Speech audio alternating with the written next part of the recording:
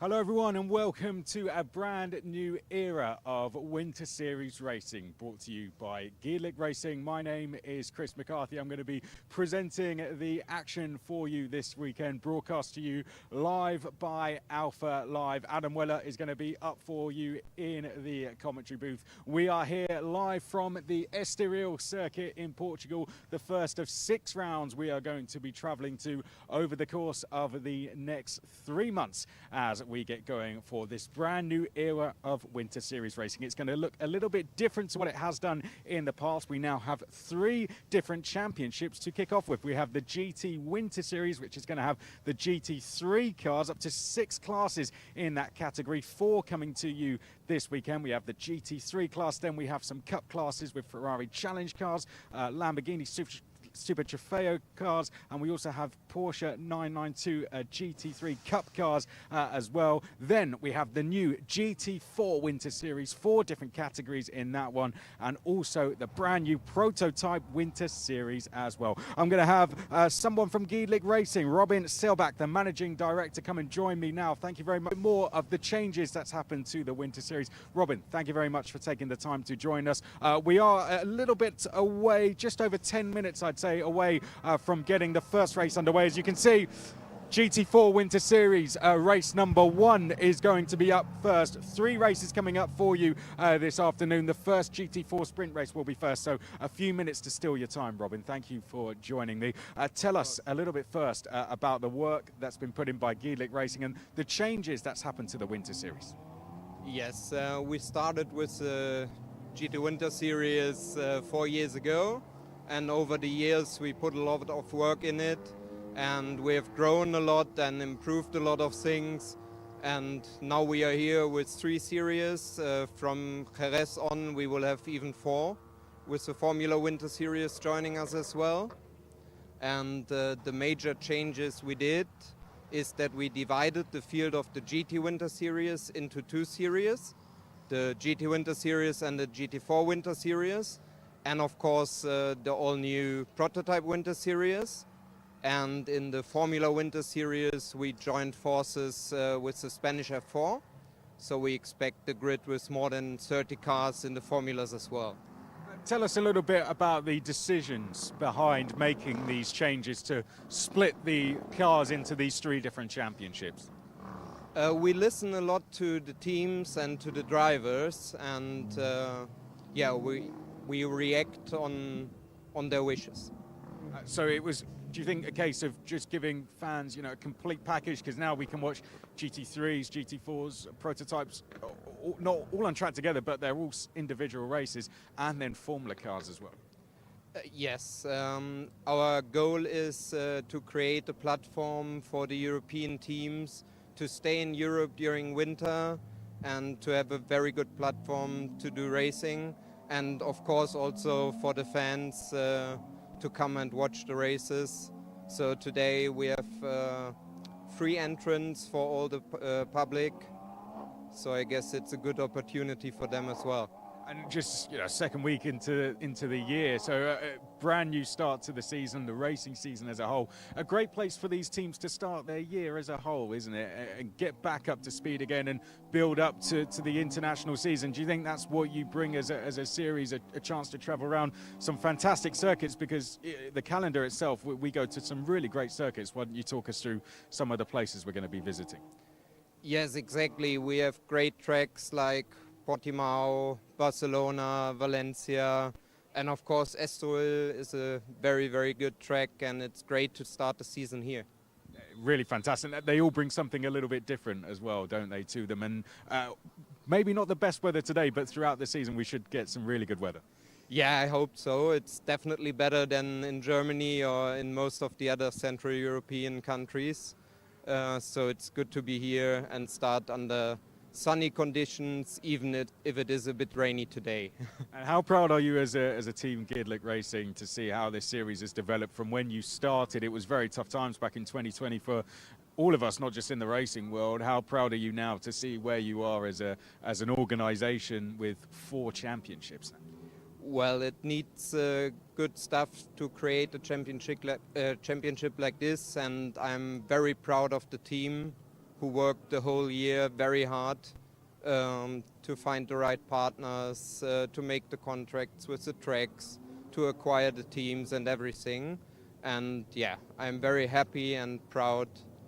Tell us about some of the work that's gone in. I mean, it must have been from when the last season ended, I imagine, the work began straight away for this season. Of course, we never stop. After the season, we speak to the teams, we ask them what we can improve, and then we are working on it. Now we've been here, so far, to bring you up to speed, we've had qualifying for all the categories so far. How's it been watching it? I know you've been very busy up there in race control, but have you had a chance to get out on the podium and watch some of the categories so far? Not that much, but I saw a little bit of all the qualifying sessions, and it's great to see all those cars and the drivers, from the really amateur driver to the young professionals. Yeah. We're just going to move out of the way, just down here a sec. I mean, just examples there, Olymp Racing with one of their Ferraris in the background. Swing round, Johnny, while we're having a chat. You don't feel free to have a look down the other side of the pit lane. A fantastic selection of cars out there as well, isn't there? Yes, we have from the Cayman Trophy over the GT4 cars, the Cup Porsche, the GT3 cars, and also the LMP3 cars. I love to see it. Tell us finally, before we head out onto the grid, what can we expect overall as fans? Myself, Johnny, Adam included, what can we expect as fans from this championship? What are you excited about yourself as a racing fan most?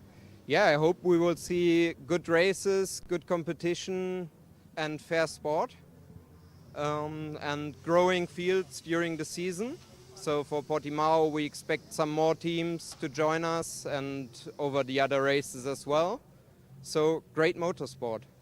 Robin Selbach, thank you very much for joining us. We're going to let you go off and enjoy the racing, as much of it as you can from the grandstands. I know you've got a lot of work to do. Robin Selbach, Managing Director of Gedlich Racing, thank you very much for joining us. That was really good fun. Thank you very much, Robin. Okay, Johnny, let's go over to the grid, shall we? Let's not get run over in the process. Be very careful because we are in a live pit lane. Robin, are you wearing those steel toe cap boots again that you told me about before? Because we might need them this weekend. It's going to be a very busy pit lane. Right, I think we're ready to go. Right, let's go. So first of 6 rounds, as I mentioned, this is going to be the first of them. GT4 and GT Winter Series are going to be out for 6 prototypes, just the 4 rounds for them. But this, the first of 6 rounds. We start in Estoril, then we go to Portimao, then we go to Jerez, Valencia, Aragon, and to Barcelona. Let's get out on the grid. So we had 2 qualifyings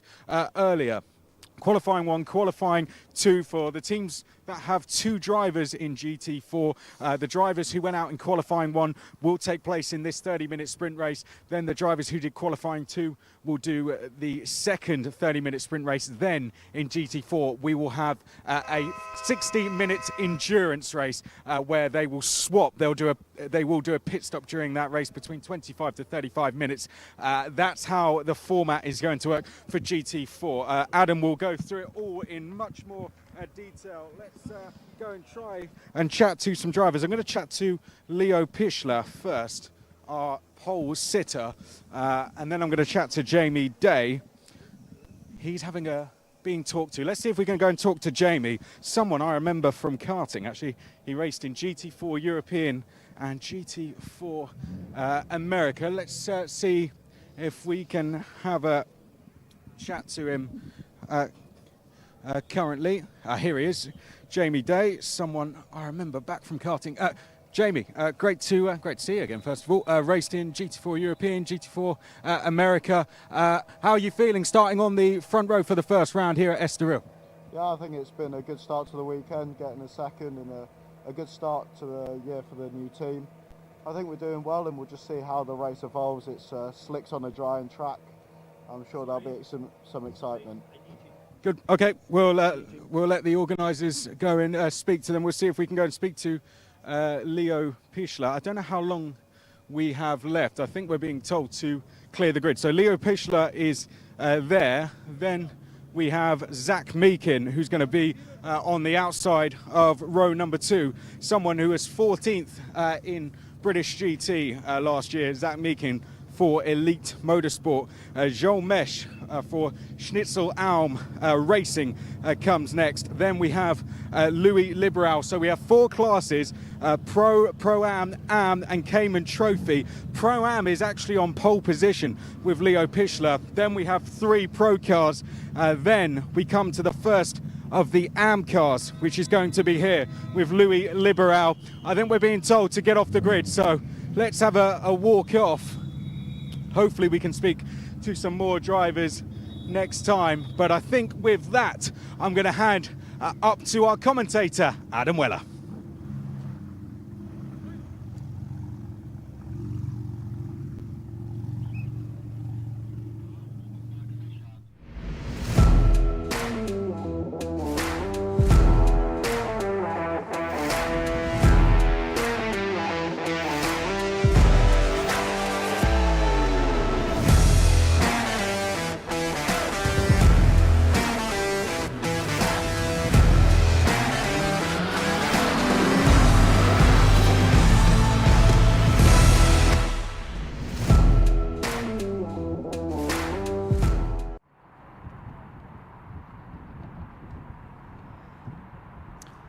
So welcome along then. Thank you so much, Chris, for talking us through the grid for what is going to be a little bit of history. The first ever race of the all-new GT4 Winter Series and SRO License Series run by Gedlich Racing. And we are on the formation lap already. I believe it might be formation laps plural for this one because of the wet conditions. As you saw, the number 77 Razoon Porsche Cayman is our pole sitter with Leo Pichler at the wheel alongside the Forsetti Motorsport McLaren, Aston Martin I should say, of Jamie Day. Then it's the Schnitzelalm Racing Mercedes of Joel Mesh on row 2 alongside the Elite Motorsport number 78 McLaren of Zach Meakin. The Rachar Motorsport entry of Matthew Martins is next, the number 9 Aston Martin, alongside the first of the Am drivers, Luis Liberal, who doesn't have much in the way of modern racing experience. He lines up on the 3rd row. Then it's an all Cayman Trophy row number 4. It is SR Motorsports 110 and 111 cars, Willy Kuna alongside Michael Sander. Row 5 of the grid is CV Performance, Charles Dawson, the British racer in the number 85, alongside the Wimmer Werk Motorsport debutant, first ever race point blank for Igor Kichin. His first time in a GT car was earlier this week. The NM Racing teams, number 15, Mercedes AMG GT4 Alberto De Martin starting the number 15 car. The sister car, the number 10, Max Huber, starting on row 6 alongside. 13th on the grid, the 81 car, that is Under Erdem in the Razoon entry. And then East Racing Motorsports Porsche Cayman, the number 99 in the hands of Jan Niklas Sommershoff. And then rounding out the grid in 15th place, the Teichmann Racing entry, the 823 All-Am cars towards the back of the grid. The 823, of course, in the hands of Pierre Linares. Audi R8 at the tail end of the order. But how true is that order? Because as you can see, it has been a damp circuit so far today. It is still treacherous out there, a little drier than it was earlier on in the morning, I must say. There was a little bit of a downpour this morning during the qualifying sessions. So is there anyone down there that perhaps is a little further down the order than expected? We will have to wait and see. I do expect that some of the more experienced drivers, maybe Alberto De Martin, the 56-year-old Spanish racer with lots of GT racing experience to his name, I expect him to climb up the order a little bit in the number 15 NM Racing Mercedes AMG. Now, will it be 1 formation lap or will it be 2? The answer is 2, as we anticipated in these wet conditions. So the half-hour race distance is just over 4 kilometers away. This is a 4.182 kilometer circuit. The Circuito do Estoril opened in 1972. Of course, it didn't take too long in its life to become a Formula One hosting circuit. Famously, of course, the home of Ayrton Senna's first ever victory in Formula One. This is on board with the Rachar Motorsports number 9, I believe that is, Matthew Martins, and on board with him. This, of course, is the first section of the circuit. Turns 1 and 2 we've already been through. This is turn 3. The corner is known as Lamy, of course, after the famous Pedro Lamy, who did so much in GT and sports car racing throughout the 2000s. A factory Aston Martin racer, of course, and there's no shortage of Aston Martins on this particular grid. It's a half-hour race, no pit stops, nothing to worry about for the GT4 Winter Series, in collaboration, of course, with the SRO for this one.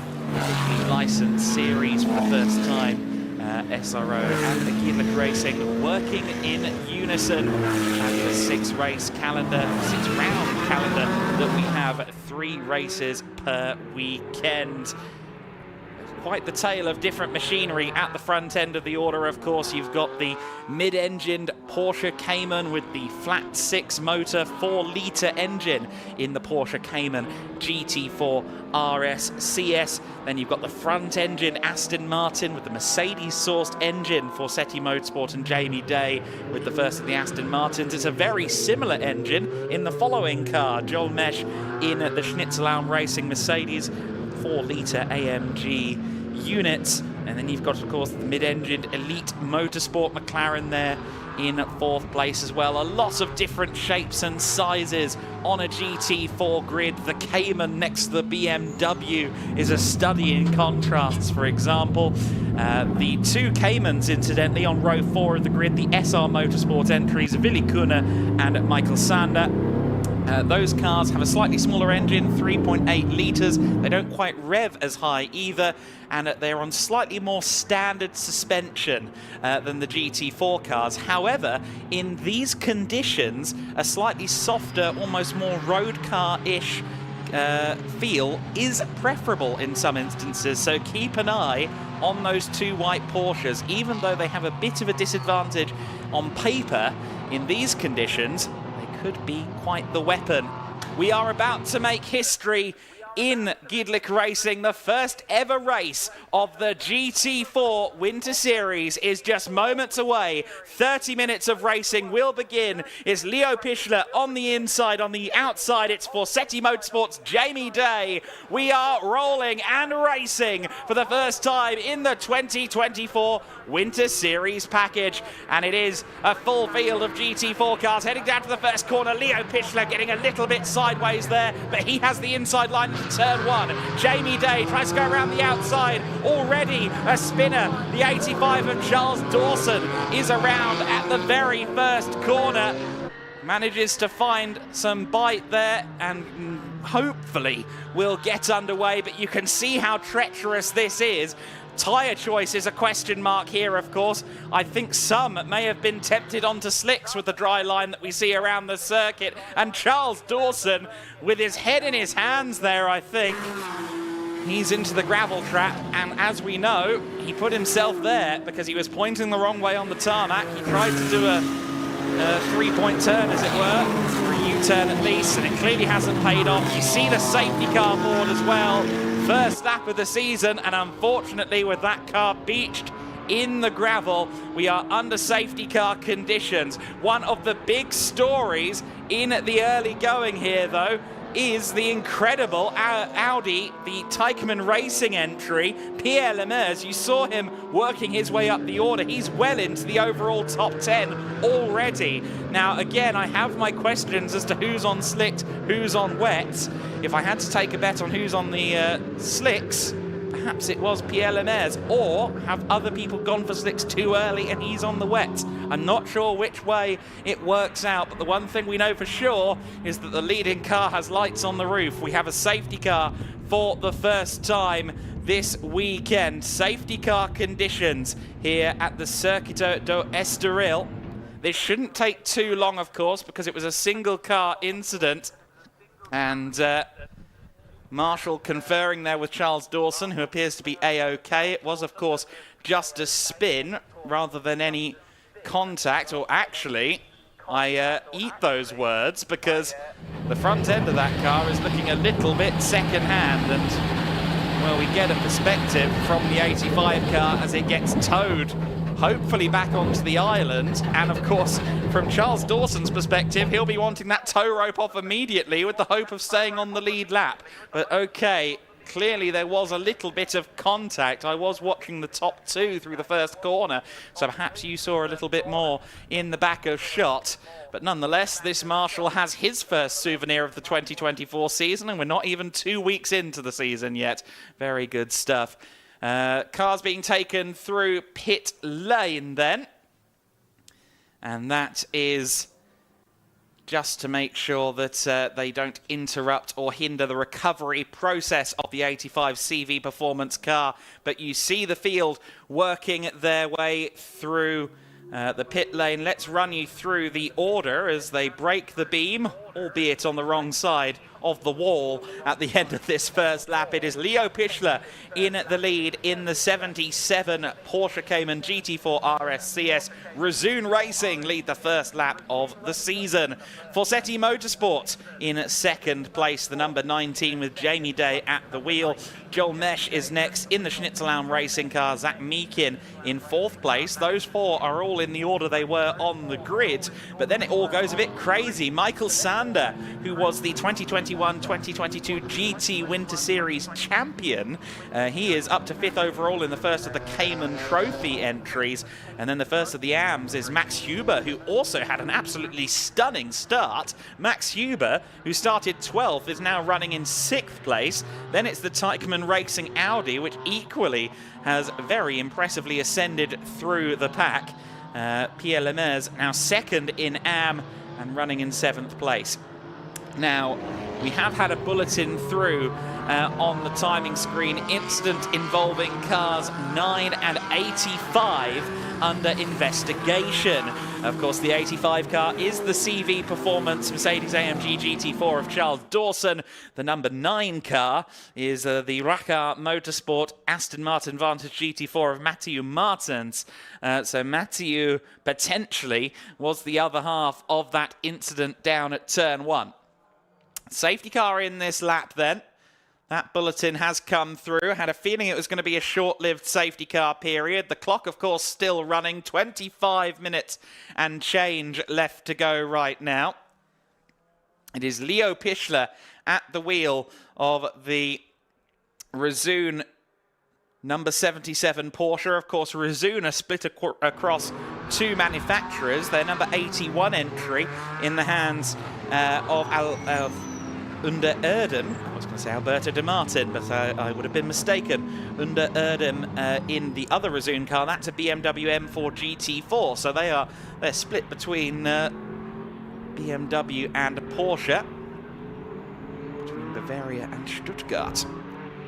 So then safety car in this lap, and the number 77 machine will lead them away. Leo Pichler, I think, will be quite happy in a sense that he's had this little bit of a reprieve, because Jamie Day around the outside at turn 1 was certainly looking feisty, and the safety car has given a little bit of time to breathe and get ready to go racing again. And now, of course, if he times the launch well, Leo Pichler could well have an advantage. Pichler knows exactly what he's doing. He's a very experienced race-winning driver in GT4 machinery. And this young 21-year-old powers down to the first turn, and look at the gap. He has given himself a few car lengths there. Good launch indeed. Oh, Michael Sander there, a little bit sideways, as is the other Cayman in the back of shot. The 110 car was launching itself up the inside, but I'm not sure it was with any intent, simply out of necessity after catching a wet patch. I do think a lot of these drivers are on the slick tyres.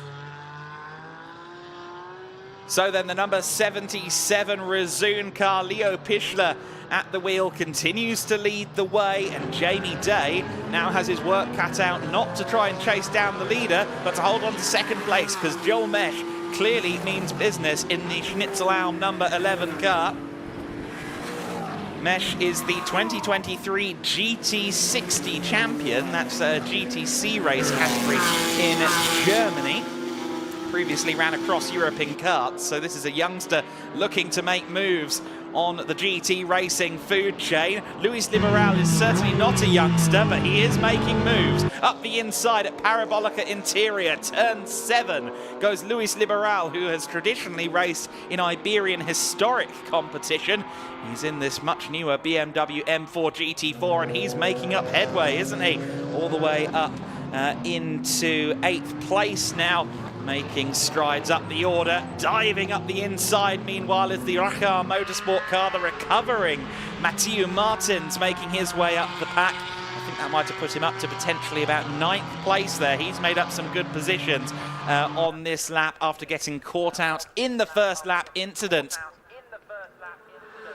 There's Leo Pichler running down the main straight then, and look at that gap, 2.2 seconds that Leo Pichler has. We're not yet 10 minutes in, and of course we're only 1 lap into green flag racing. Oh, big squirm there, the number 11 car, Joel Mesh. I'm sure the ABS kicked in a little bit there as that car skidded on the damp patch into the first corner. The first corner is infamously difficult to get right when it comes to braking at the correct time anyway. In these conditions, I can only imagine quite how scarce the grip is. The number 19 of Jamie Day just keeping him at bay, and also coming into the battle now in 4th place is the Elite Motorsport 78, the McLaren Artura GT4 of Zach Meakin. Remember, of course, Leo Pichler is running in Pro-Am, whereas 2nd, 3rd and 4th are all running in the Pro class. You see there on the side of your screen here on the live stream that the blue numbers indicate Pro class cars. So this is also a battle for the Pro lead. The leading Am car, of course, the first of the red numbers, NM Racing's number 10 entry in the hands of Max Huber. Meanwhile, the first of the Caymans in the green, just ahead the 111 of Michael Sander. So a very compelling scrap here for 2nd overall, and also the Pro class lead. I reckon that McLaren Artura GT4 from Elite Motorsport is not long going to be on the rear of that Mercedes AMG GT4. You saw there, just getting a little bit unsettled was Joel Mesh through the S's at turn 11. They now come through the Parabolica Ayrton Senna, a tyre torturer of a corner. Really long, really difficult to tell when you want to finally floor the throttle for the almost kilometre-long front straight into this first corner. Some bodywork loose on the McLaren Artura by the looks of it. Now, was there perhaps an involvement in a collision there as well from the McLaren? It doesn't seem to be affecting its performance too much. 2nd, 3rd and 4th all watching as the leading car in the hands of Leo Pichler just drives away, 3.3 seconds clear at the front of the pack.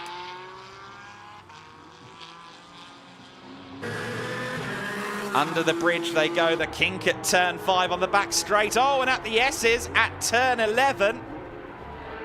Turn 11 and 12, the 110 car is in the gravel. Willy Kuna, his race has seemingly ended early. Now, we still are under green flag conditions at the moment, but that is not an ideal place for a car to be in contact there. Luis Liberal got past the Razzoon BMW, but I believe they've just thrown a safety car. Yes, they have. Safety car has come out. Luis Liberal there making contact with the other BMW.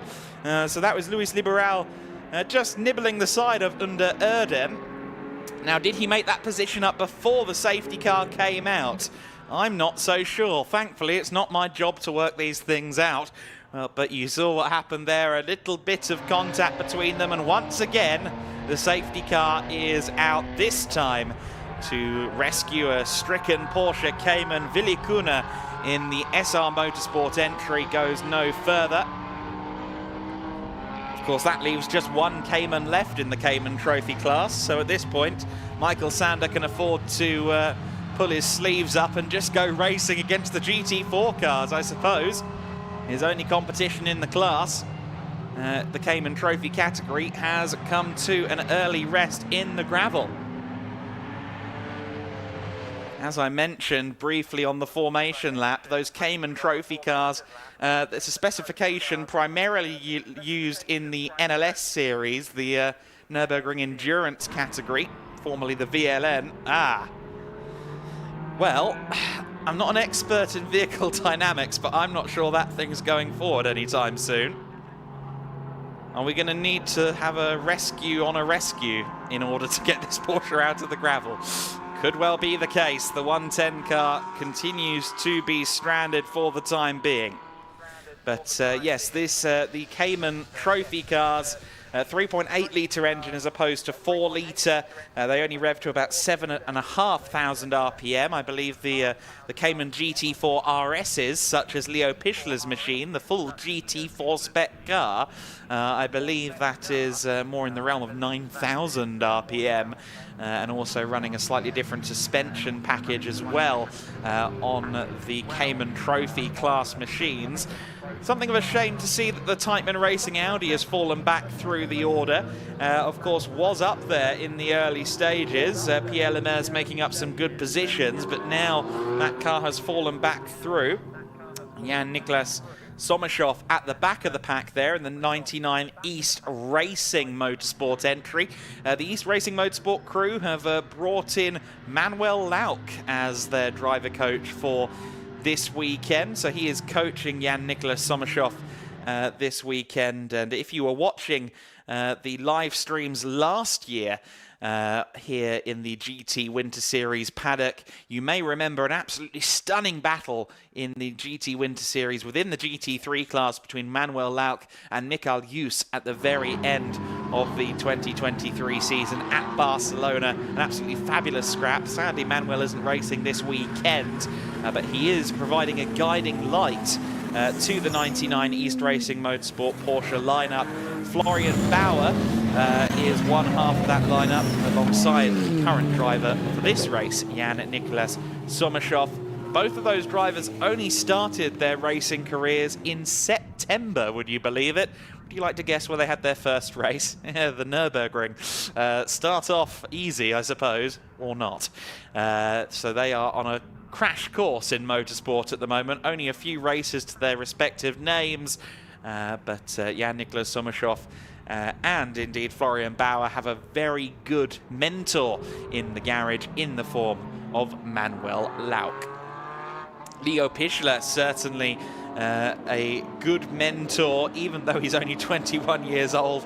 I'm sure you could sit under the learning tree and learn plenty from this young man, potentially including how to manage a safety car restart. And that's exactly the skill he's going to have to deploy in a few moments, because the safety car is in this lap. We will go racing again in just a few moments' time. Last time, Leo Pichler really nailed that restart. He had a good 2 or 3 car lengths between himself and Jamie Day as they got off the line and went racing once more. Of course, Luis Liberal, he has let the 81 car back through, incidentally, so that BMW on BMW contact, as Luis Liberal perhaps failed to see the safety car boards, has now rectified itself. They've switched back.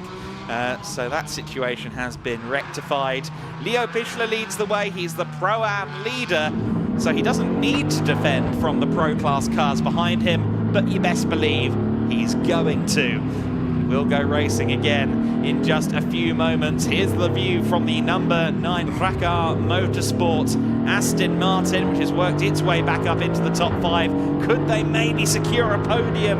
Let's see what Matthew Martins can do. They're back to full speed once again as we go racing. Oh, and carbon fibre flying there, I believe, off the McLaren Artura. Goodness me, that looked like a detonation at the side of the car. Clearly there was carbon fibre hanging by a thread. We spotted that earlier on.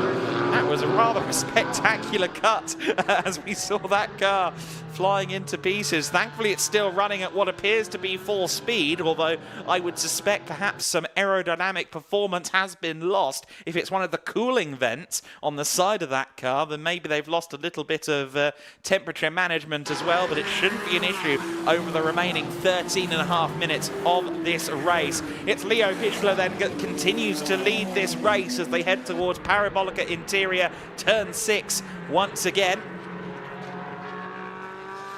The multiple-time winner in ADAC GT4 Germany was always going to be a force to be reckoned with on this grid. But he's certainly got his equal several times over in his rear view mirror. I wouldn't want to choose between himself, Jamie Day, Joel Mesh, and so on, as to who would win on a timed shootout, for example. But this is a race, and that means that if Jamie Day wants to come out on top, he has to find an Aston Martin's width around this Circuito do Estoril. Now, this is a circuit where overtaking is very much possible, and GT4 racing is a discipline that, while it should be no contact, often is a little bit physical.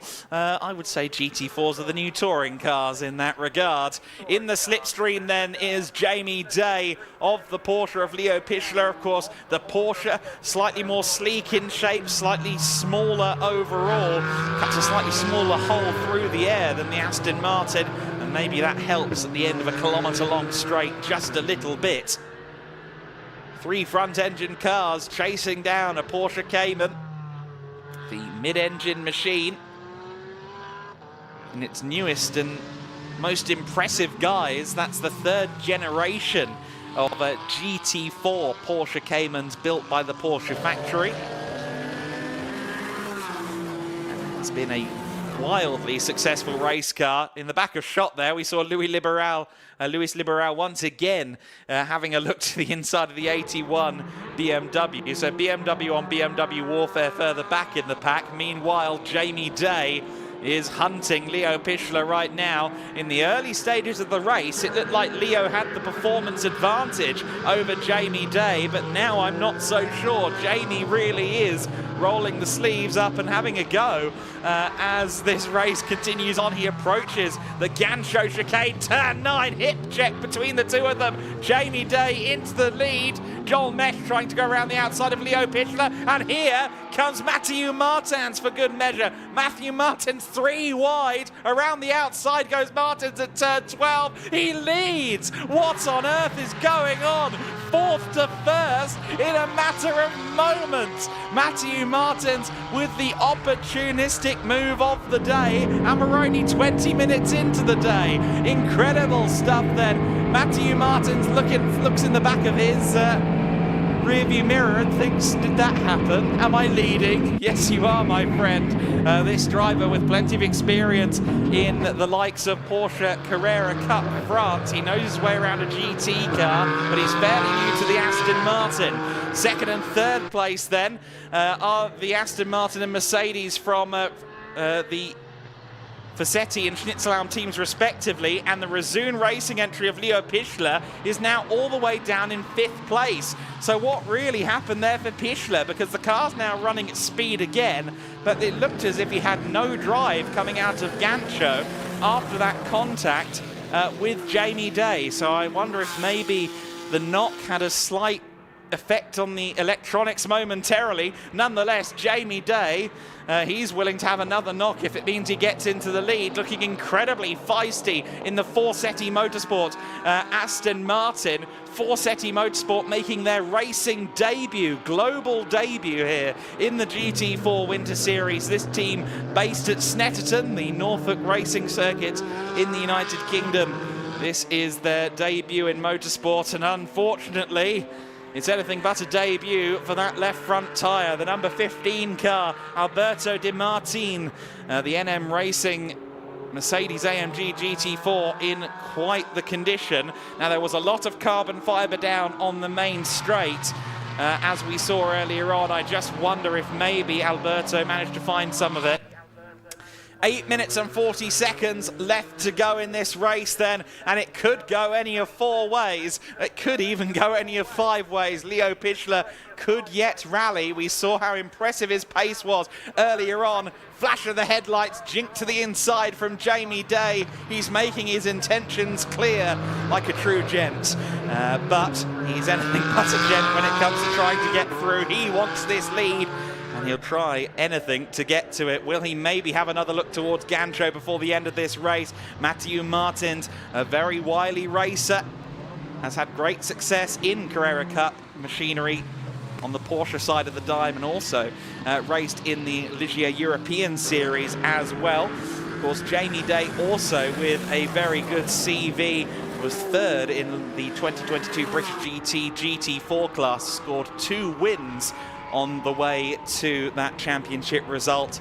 And as alluded to by Chris McCarthy on the grid walk, he has been a stalwart in Europe and America in GT4 recently. Can you see that almost spin there from Matthew Martins under braking?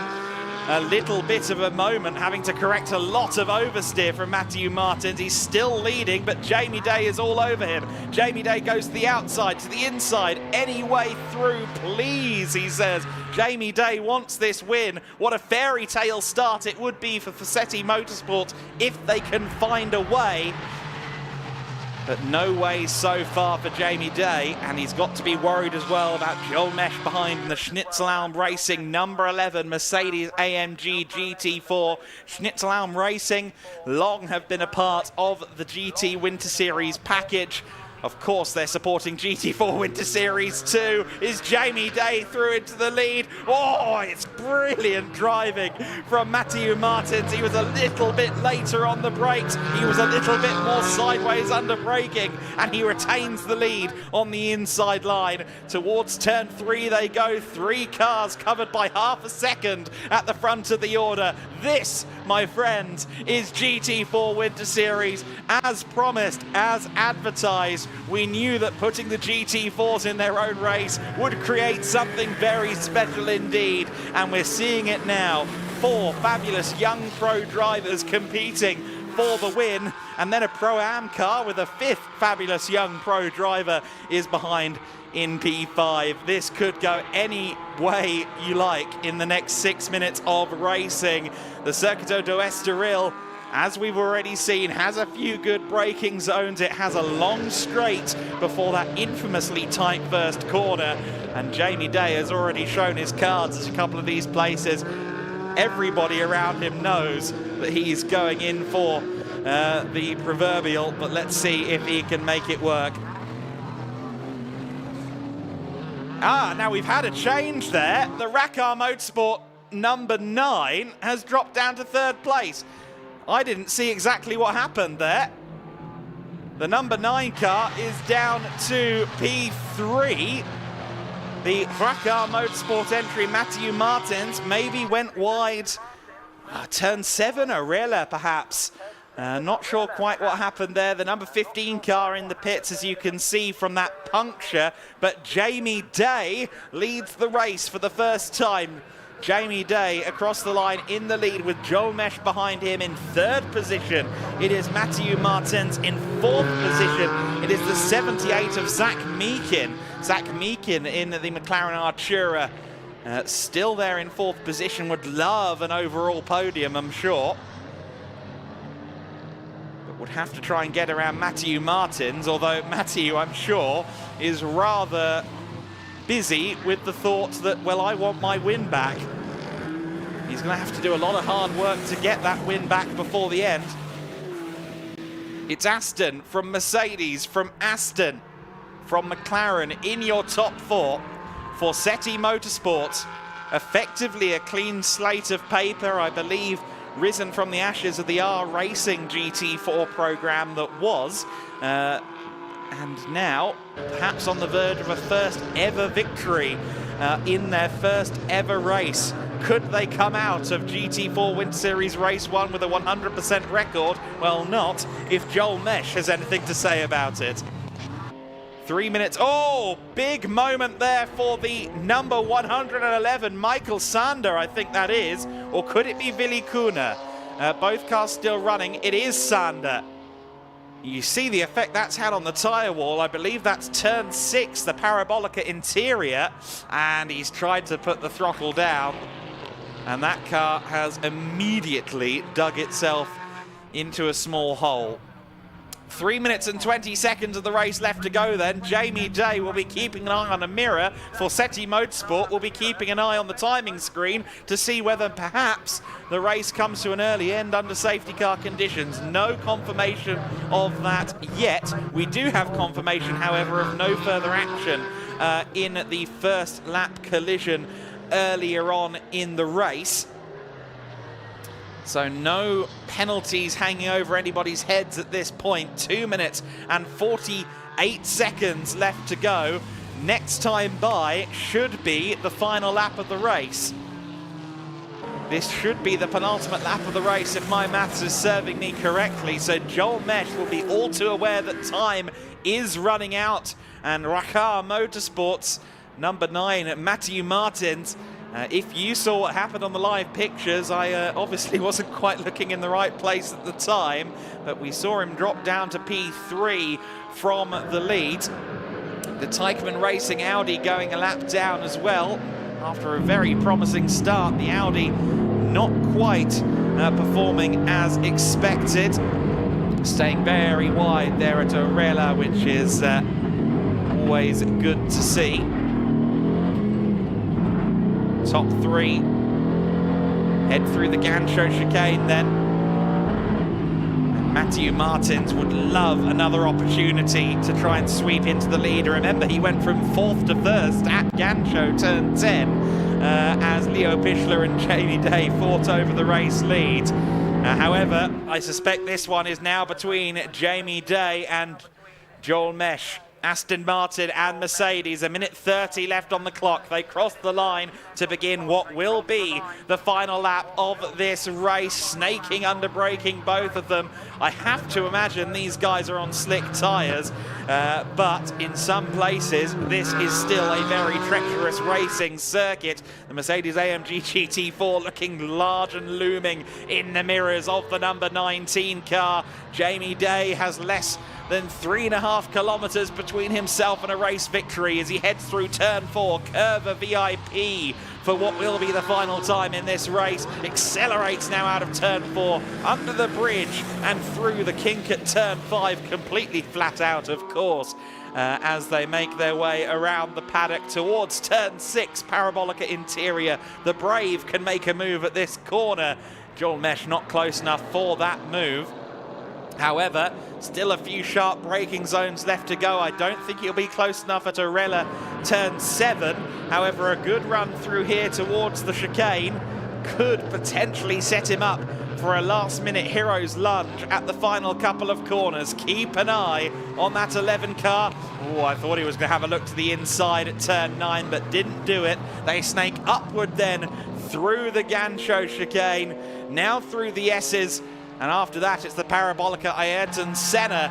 And the Parabolica Ayrton Senna, the final corner between Forsetti Motorsport and a victory. Forsetti Motorsport based at Snetterton, where there is, of course, a Senna straight. And out of the Parabolica Ayrton Senna comes the Forsetti Motorsport Aston Martin and Jamie Day. A historic first win for the team in the first ever GT4 Winter Series race. Jamie Day has done it. Joel Mesh for Schnitzelalm Racing taking that second place ahead of what I'm sure will be a devastated Matthew Martins after whatever happened there. Still less than a second off the lead, so good potential there. Pro-Am win and 5th overall has gone to Leo Pichler. Battle for Am coming across the line there. The NM Racing number 10 Mercedes AMG GT4 of Max Huber, who started in 12th place. He takes the Am win and 6th overall ahead of Luis Liberal on his modern day race car debut. Onder Erdem rounding out the podium in Am. And the last remaining Cayman Trophy car across the line, the 110 of Willy Kuhne. Willy Kuhne, who of course was in the gravel himself, he has crossed the line to win Cayman Trophy after Michael Sander found himself in the tyre wall a few moments ago. Certainly a race with no lack of drama, no lack of displaced Dunlops. Other tyre brands are available, but I like alliteration. What a start to the GT Winter Series season, the GT4 Winter Series in its first ever race, and it's well worth taking a picture when we've got such an exciting grid of machinery on the circuit. Jamie Day and Forsetti Motorsport are going to be elated with this result. They've been working hard. Jamie is co-piloted this weekend with Mikey Porter, who was 4th in last year's Ginetta Junior Championship. This will mark his first races in GT4, so an established GT4 talent and a promising young upstart in the Forsetti Motorsport Garage. And Forsetti themselves, you have to say, are also promising young upstarts. 1 race, 1 win. Let's see how that record continues to evolve. Great and well-deserved podium. We had some real exciting racing there. I wonder if Chris McCarthy can get some insights into exactly what happened with Matthew Martins, because I don't think we saw that. Certainly I was looking at the timing screen or something of that nature as it happened. The number 19 car, Forsetti Motorsports, to the top step in their first attempt at trying. That is going to be quite the celebration down there this evening, I am sure. This is the first of 2 30-minute races, of course, today. We have some very exciting racing to come from the GT Wind Series at the end of the day. We have prototypes up next, of course, so plenty to come. But haven't we started on a high note in the GT4 Winter Series? Matthew Martins with a bit of a shrug there.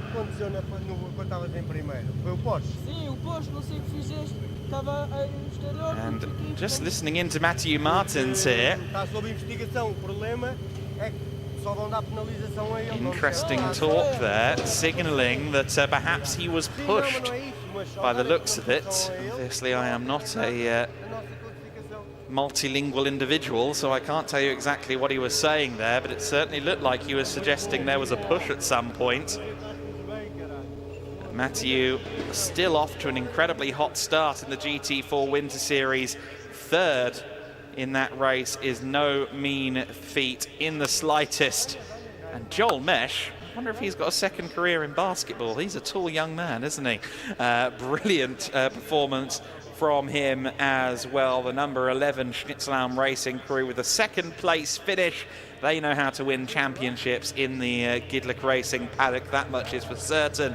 It was Schnitzelalm that took the championship with Michael Sander and Marcel Marshevix back in 2021 and 2022. The Winter Series formally taking place either side of Christmas. This year, the paddock compacted from January into March. So then the results for that race. It was Forsetti Motorsport with the Aston Martin leading the way in that one. Jamie Day securing the victory ahead of Joel Mesh. The Racar Motorsports, Matthew Martins finishing 3rd overall and 3rd in pro, ahead of the Elite Motorsport McLaren of Zach Meekin. My apologies. Razoon in 5th place overall and also taking the Pro-Am win thanks to Leo Pichler, who'll be disappointed not to have converted pole to a win. The first of the AMs, the number 10 machine, Max Huber, then the Speedy Motorsport BMW of Luis Liberal. The 81 car Under Erdem in 8th place ahead of the 99 Porsche from East Racing Motorsport. A solid top 10 from Jan Nicholas Sommershoff.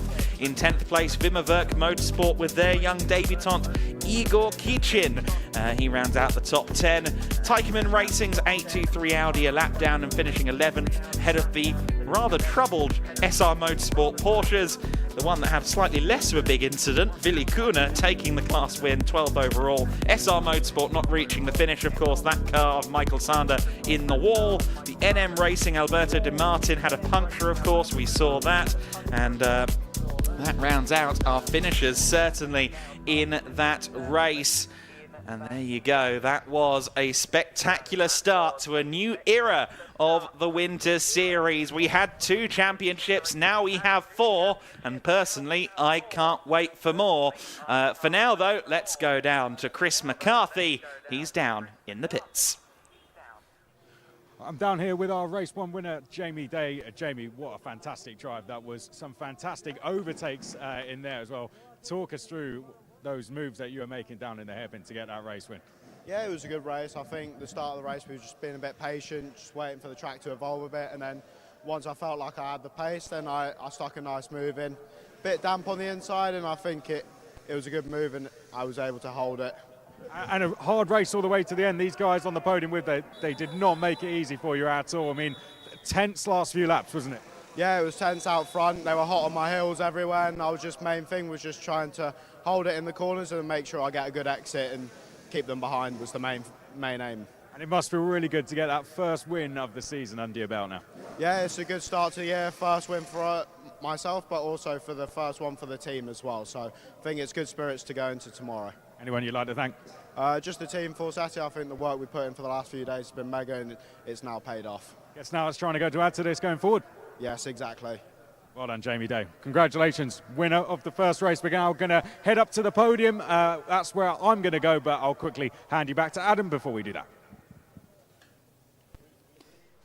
Well, thank you very much, Chris. That was incredibly exciting stuff, and great to see Jamie Day remarkably composed after that race. Certainly, it was anything but composed at times out there in this race. Chris McCarthy getting the views there of Jamie Day. I'd be fascinated to hear Matthew Martins' take on what happened in that race. Of course, he went from 4th to 1st, 1st to 3rd.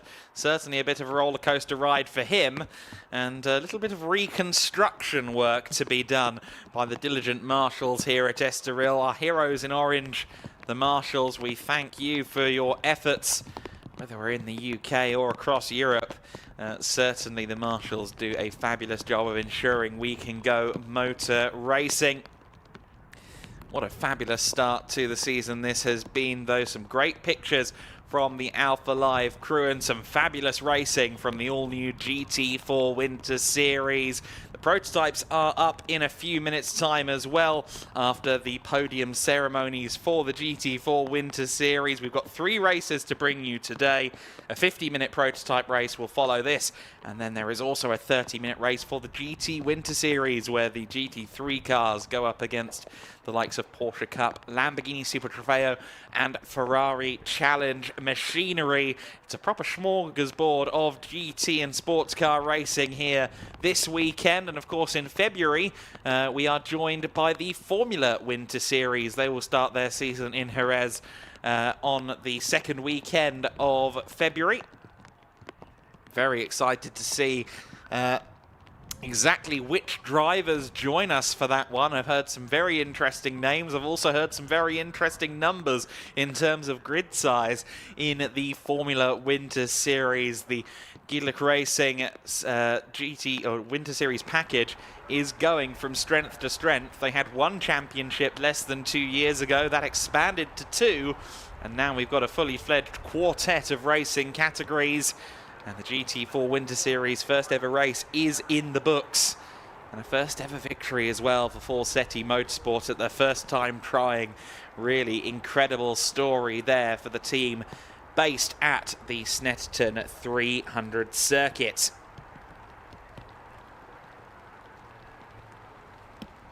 As you can see, conditions certainly anything but ideal out there. And in fact, just looking, I'm just wondering if it's starting to rain again, because in general there's more of a haze over the horizon than there was a few minutes ago, and I think I can hear some ambient rain falling as well from the camera. See if you can hear it too.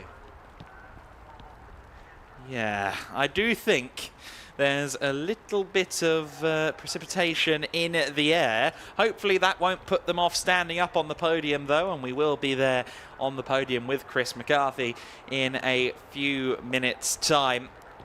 The first podium ceremony of the year, the first ever podium for Forseti Motorsport.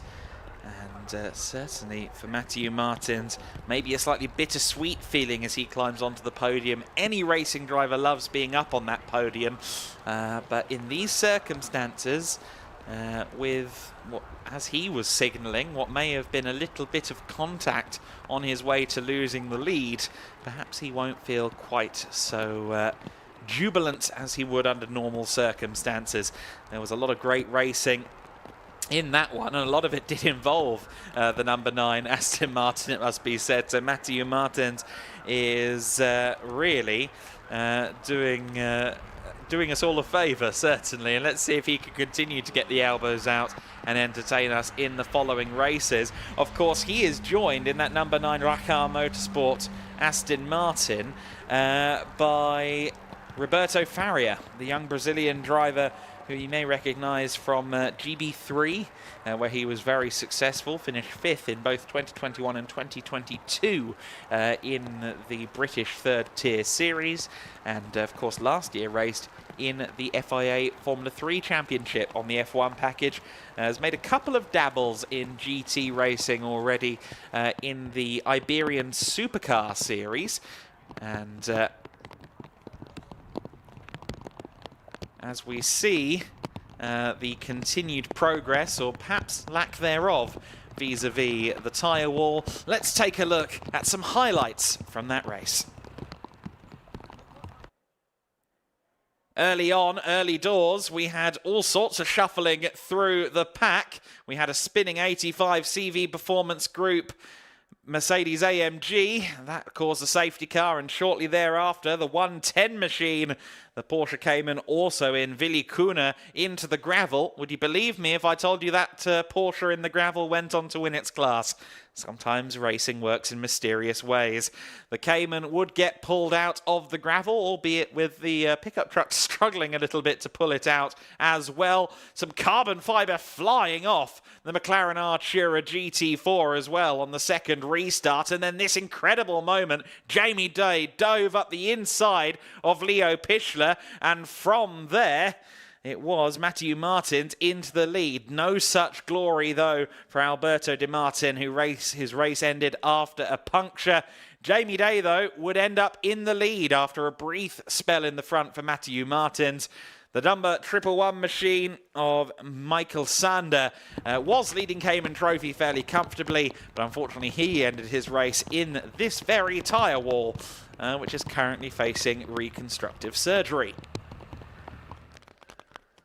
And certainly the rain has started to fall in abundance. That circuit is looking far wetter than it did a few minutes ago.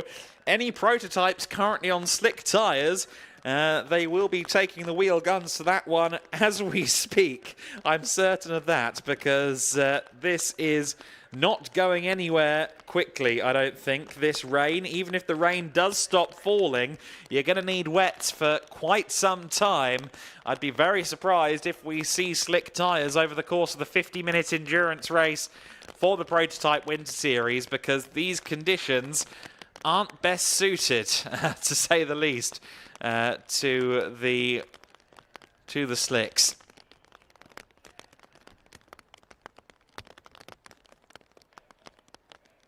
So then, the conditions have changed notably since the race ended. And let's see how the conditions are on the podium. Chris McCarthy is there. Hopefully he doesn't get wet hair. Let's go to him now. Yeah, it is pretty wet down here. Sorry, thank you for bearing with us, guys. Right, let's get on with the podium. I think we can all agree that was an absolutely fantastic race. Thank you all for bearing with us down there. Let's get the drivers who put on that show onto the podium. Starting with our pro class overall, finishing in third place, the number 9, Matthew Martins. We can give him a round of applause. It was very close between our top 3, finishing just ahead in second place. Here come the crowd, the number 11, Joel Mesh.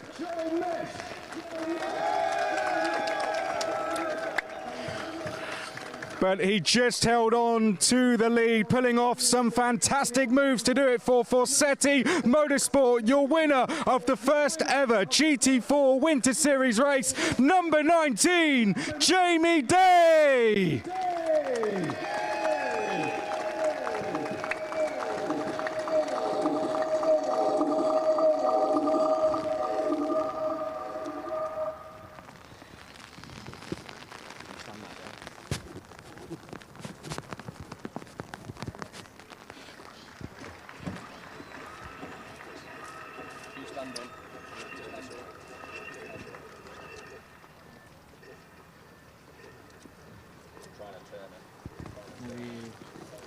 Well done to our top three guys. If we all got our pictures, I think we can agree that was a fantastic race. Let's give them one more round of applause. Your top three in the first ever GT4 Winter Series race. Well done, guys. Put on a fantastic race. Well done. And we will see you in the next one. Thank you very much, guys. We're going to move on to the next podium. Thank you very much, guys. I'm not going to be able to see the things I've got written down on this sheet by the end of this, despite the umbrella I've got. Okay, let's go to Pro-Am next. Finishing in second place, the number 24, Igor Kitchen. Igor, well done. And the winner of the Pro-Am category, the number 77, Leo Pichler. Well done, Leo.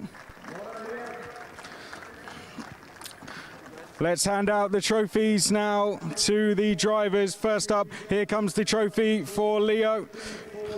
And the trophy for second place as well, Igor. Well done, guys. Let's get our trophies now presented. I'm just going to clear the grid myself. And then I think we can give a round of applause to our Pro-Am podium one more time for the GT4 Winter Series first race. Well done, guys. We'll see you for the next one. Well done. Okay, let's move on to the AM category next. Finishing in third place, the number 81, Under Erdem. Well done. Finishing in second place, the number 5, Luis Liberal. Quick to get out onto the podium as well, but finishing ahead and taking the first ever AM category win, number 10, Max Huber. Well done. Looks absolutely over the moon with that. Well done, Max. And let's get the trophies now presented to our winner, Max. And also second place, Luis Under as well. Here come the trophies from the Gedlich Racing team. Well done, guys. Let's get those trophies lifted up, guys. Champagne will come a little bit later. Don't worry, guys. I think we're wet enough up here for now. Let's give a round of applause one more time to your top three in the AM category. Smile for the pictures, guys. And we will see you again for the next race. Well done, guys. Absolutely fantastic. Round of applause one more time for your top three in the AM category. Well done, guys. Absolutely fantastic. And now for the Cayman Trophy, finishing in second place, the number 111, Michael Sander. Well done. But the winner of the first ever Cayman Trophy race in GT4 Winter Series, 110, Will Kuna.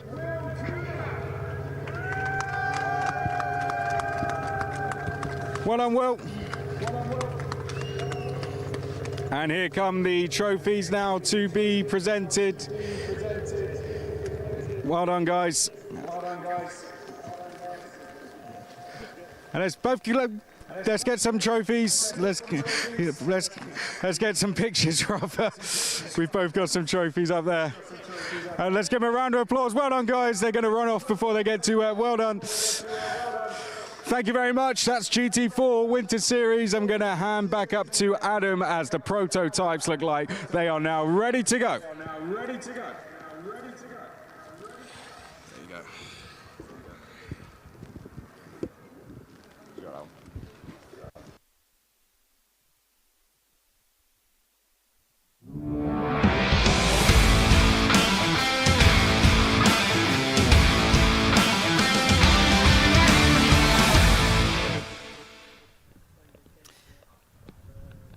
Well, I'm not a weatherman, but I suspect this one's going to be a little bit slippery. The Prototype Winter Series are faced with the Largo do Estoril for their first ever 50-minute race. The LMP3s forming the majority of this grid for a 50-minute race with a mandatory pit stop to be served between minute 20 and minute 30. For some teams, this will mean a driver change.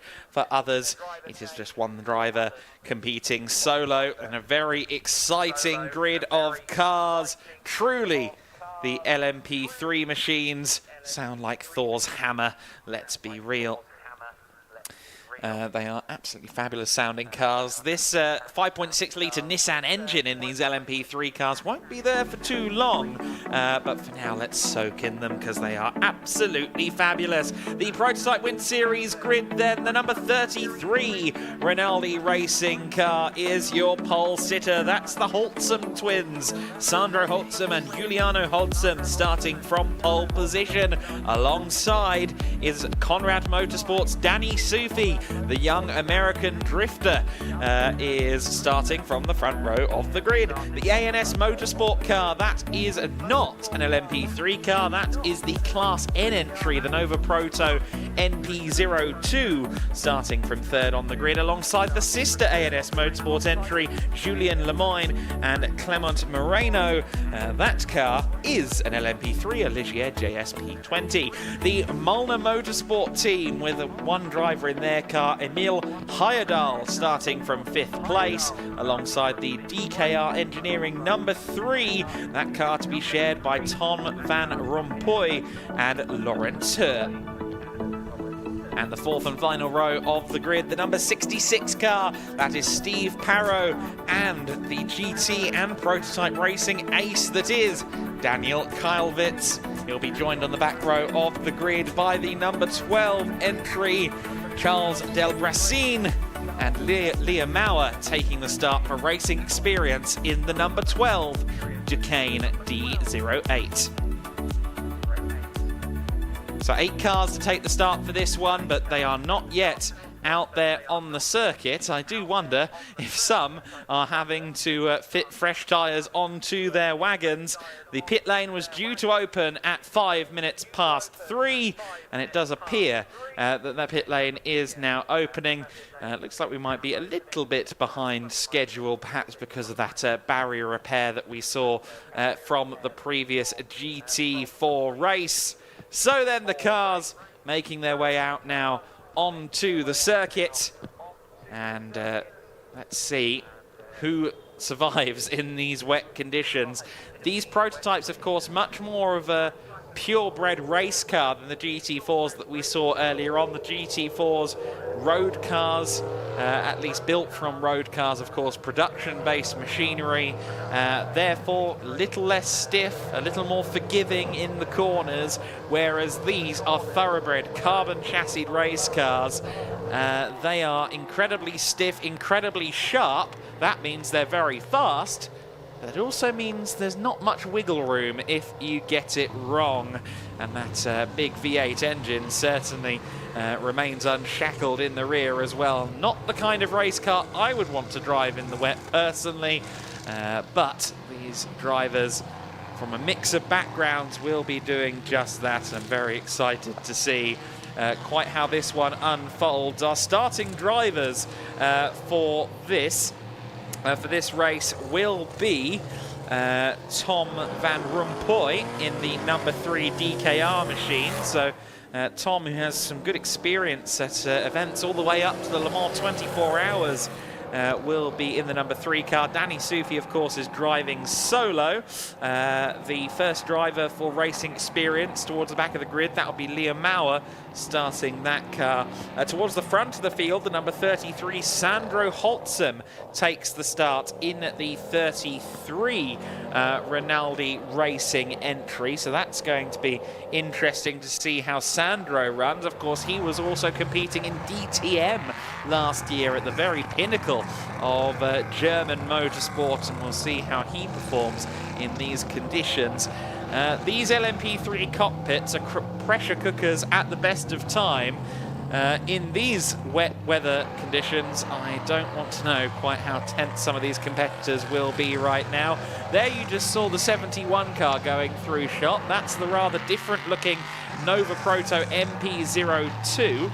This one of the Ligier JSP 320s, the 66 Rinaldi racing car that you see there, but the rather shorter and smaller car, the Nova Proto MP02, while it does look a little diminutive in some regards, it's certainly a little less tall than the LMP3 cars. It is no less powerful. It's powered by a 5-litre Ford V8 engine, the Coyote block engine, or crate engine, I should say. That car is fairly powerful in its own regard, so quite evenly matched actually with the LMP3s as a rule. A well-driven Nova Proto can sometimes beat the LMP3 field in races of this nature. And we'll see whether Kevin Rubin can do that from the second row of the grid. P3 on the grid for Kevin Rubin in the number 71 ANS Motorsport entry.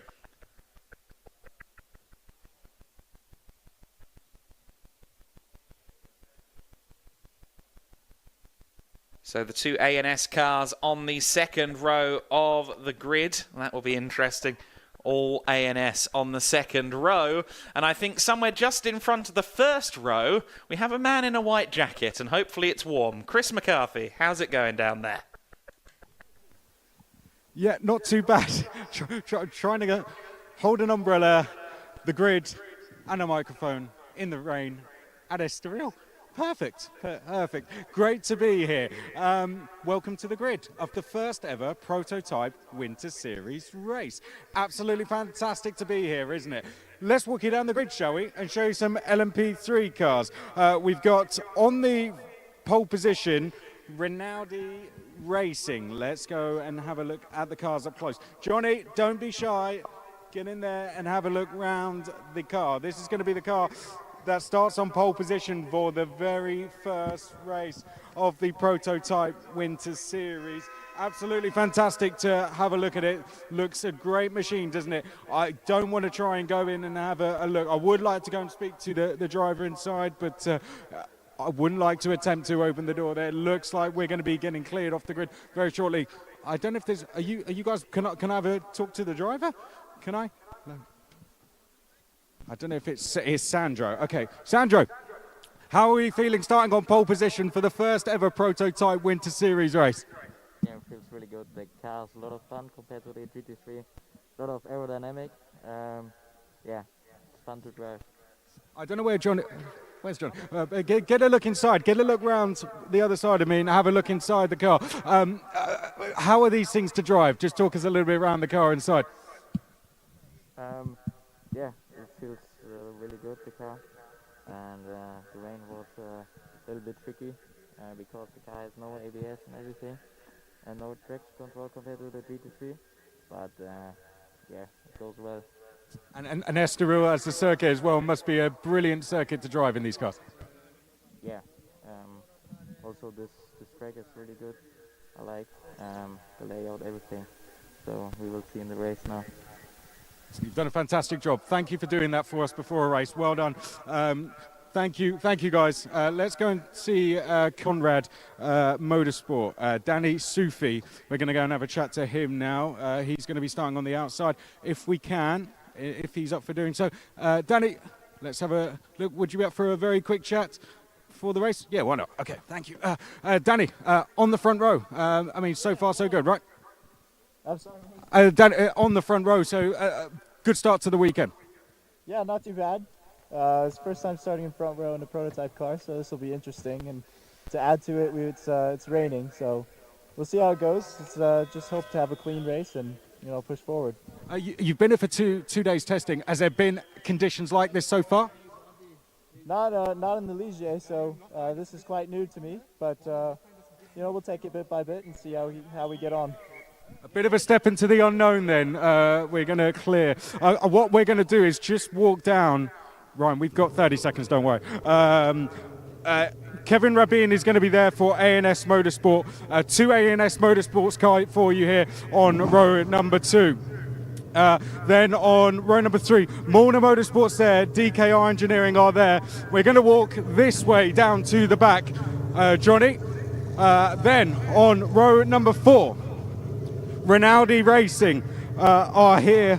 And then at the back here, Racing Experience. Ryan, if you take that off my hand, please. Thank you. I'm going to run up here, Johnny. So let's come round to the back. Here is a look at what the drivers are looking at when they come out the final corner there, Johnny, and they come down towards the first corner. You can see the elevation change. That is the view they have in the LMP3 car as they tackle turn 1 and try and get down there and hold on to that race lead. It's going to be an absolutely fantastic first race, the first ever prototype Winter Series race. It's going to be absolutely fantastic, and you can see the run they have from the final corner to the first corner as well. And before we are quite literally thrown off the grid, we are going to walk off it politely as we can have the exit here. And with that, we're going to take a very, very short break before Adam Weller, who I'm sure ready to talk you through all the details you need to know and through the grid before we get started for the first ever prototype Winter Series race.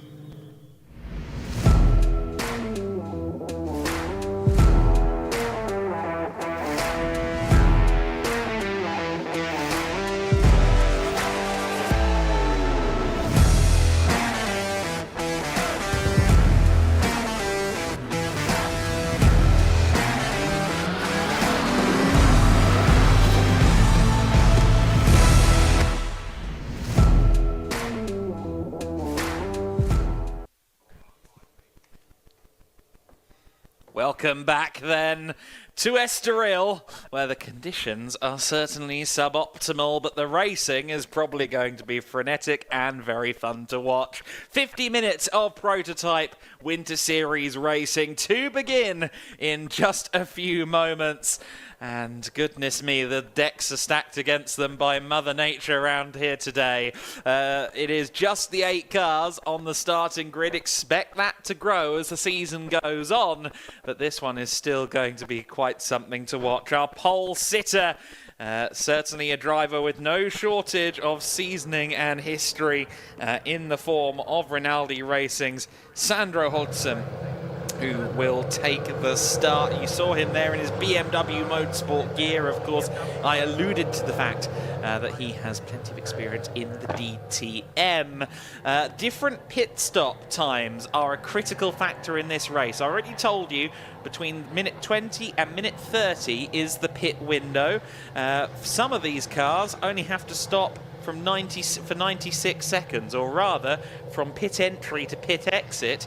They can do that in 96 seconds. However, those are the all bronze lineups. The teams with stronger lineups have a longer pit stop. That's how the performance of driver is balanced in the prototype Winter Series. So for the likes of the Holtzum twins on pole position, and indeed Danny Sufi also on the front row, they're going to have to be in the pits for the better part of 3 minutes, 158 seconds from pit in to pit out for some of the faster lineups. So that means that drivers that keep it tidy, bronze drivers who just keep themselves out of trouble in these conditions, could end up fighting for a win before the end of the race. And of course the other question mark is what happens if there's a safety car.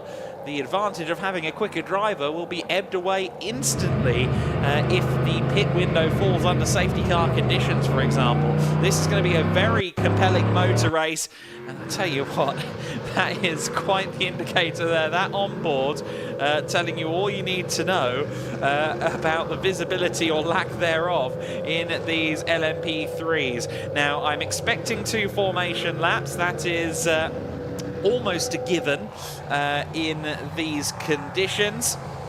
We've already, of course, talked you through the grid, but to reiterate, it is Sandro Holtzum starting the pole-sitting number 33 car, the Rinaldi Racing entry. Conrad Motorsports' Danny Sufi to start alongside. Now, Danny was to be joined by Franz Conrad, the team boss and motor racing legend. I didn't think to ask this, actually. I'm annoyed with myself that I didn't. But Franz Conrad, I would think the last time he raced here at Estoril would have been 2003, potentially, in a Celine in the FIA GT Championship. I'll have to go and ask him about that later on. Franz Conrad with decades upon decades of racing experience. And he was due to race but decided not to this time out. Hopefully we see him donning the overalls at some point this season in Prototype Winter Series. We know he still has the ability. He won some races in the P9 Challenge over the course of the 2023 season in the Ginetta G61, the previous LMP3 car of Conrad Motorsport. Conrad have now moved on to the Ligier JSP 320. So this is the first full season for them in that car. You see the number 7 with the turquoise green nose. That is the Conrad Motorsport machine. Doesn't it look a little bit Vitaphone Maserati? Maybe a little bit Vitaphone Celine in those particular colours, and by no coincidence Conrad Motorsport ran the Vitaphone Celine in 2004 in FIA GT, so that's potentially the thread there. You see there the Nova Proto in 3rd position. I'm interested to see how that car behaves in the wet conditions versus the LMP3 cars. The LMP3 grid, a mix of Duquesnes and Ligiers. Of course, the Ginetta and Ades LMP3 chassis are also eligible for this championship, as is the Ligier JSP4. The baby prototype of the Ligier stable is also eligible for this championship, and I believe we can expect a couple of them to join us in future events of the Prototype Winter Series. If there were a class for canoes, that would be where the overall winner would come from in this one. It will be 50 minutes of racing. It will be a 2x2 rolling start as well. I can only imagine the spray that it's going to emit from these cars in a few moments' time. You can see how slippery some of these parts of the circuit are looking. Lakes forming, and also if you were to run wide at a corner like Parabolica Interior, the turn they just went through, there is of course paint that will have absolutely zero traction in these conditions, and the same applies here at turn 7 as well. At Arella, there is a big curb and indeed a lot of runoff area on the exit of the corner. Now in dry conditions you'd want to use that, but corner exit will be a slippery beast at the moment. So these drivers would be best advised to stay on the black stuff. I'm sure a lot of them will be taking the outside of corners, of course traditionally known as the karting line, to try and stay out of trouble. We've seen LMP3 cars entered into the GT Winter Series in previous years, but this time they've got their own grid, they've got their own party, and they've invited some prototype friends along. This is the Prototype Winter Series. The first ever race for this championship is about to begin, and what a front row. Sandro Holtzum alongside Danny Sufi, two brilliant young talents on the front row of the grid, and a very impressive second row as well. Kevin Rabin in the Nova Proto. He'll be looking to try and muscle his way through the order and keep an eye on the 42 ANS Motorsport car alongside it of Clement Moreno. 50 minutes of racing will begin, and the sound of thunderous V8 graces Portugal for the first time this weekend. The LMP3s and the Nova Proto dawn a new era of the Prototype Winter Series, and it will be Sandro Holtzum that leads into the first corner over that lake that's forming on the braking zone into turn 1. Everybody safely through there by the looks of it. Everyone just playing it careful in the early stages, and understandably so as well. 50 minutes of racing. Oh, goodness me, that was a bit of a wiggle on there from the Danny Sufi-driven Ligier JSP 320.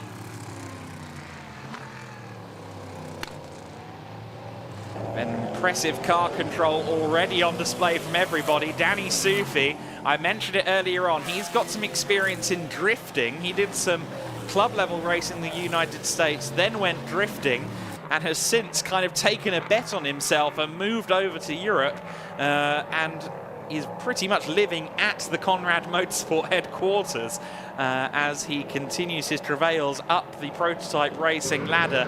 So if anyone's going to be able to catch the slides, it's going to be the former drifter Danny Sufi in second position. You see they're quite spread out through the field.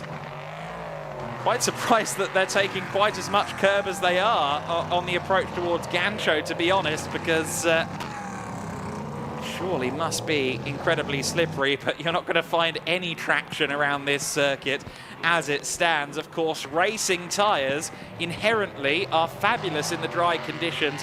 Nice, big, wide contact patch. But of course, in the wet, that's the last thing you want. The wider the contact patch, the wider the tyre, the greater the risk of aquaplaning. And that's exactly what our drivers are facing up against here in the early stages of this race. It's Sandro Holtzem that's taking everyone to school in the early stages, but within 0.8 of a second is the number 7. Conrad Motorsport's Danny Sufi sits in second place and will be looking to try and make his way up the order. Danny, with experience in the Ligier last winter over in the United States, at one time was looking to compete at the Daytona 24 Hours last year. So he was kind of the most experienced man in the Ligier when Conrad Motorsport made the switch from Ginetta. So he, for the first time, was kind of in charge of dictating how the car should feel, what setup changes should be made. And it sounded as though they'd started to get the car how they liked it over the course of testing this week. And look at the sheer rainfall that we've got here. The almost dry lakes being formed, the marks from the tyres as they go through these standing water patches. It is absolutely incredible conditions here. These drivers really having to work hard.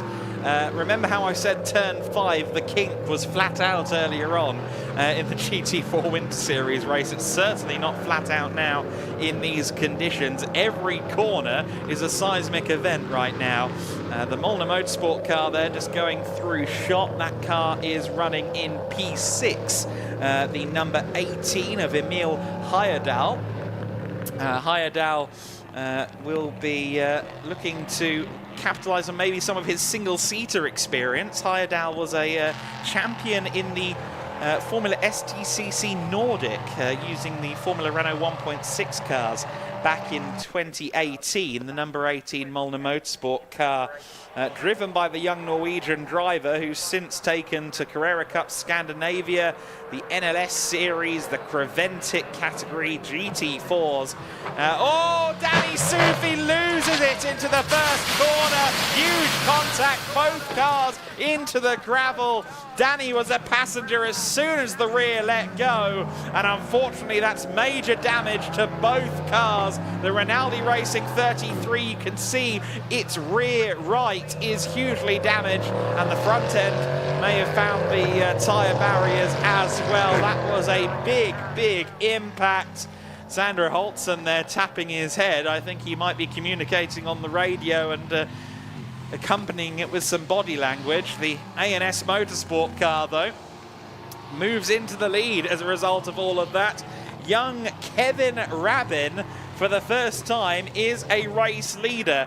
Now, of course, we just saw a major incident, and you might think, well, don't we want to focus on the incident? Well, no, because a 16-year-old Swiss racer in his second ever racing weekend is leading.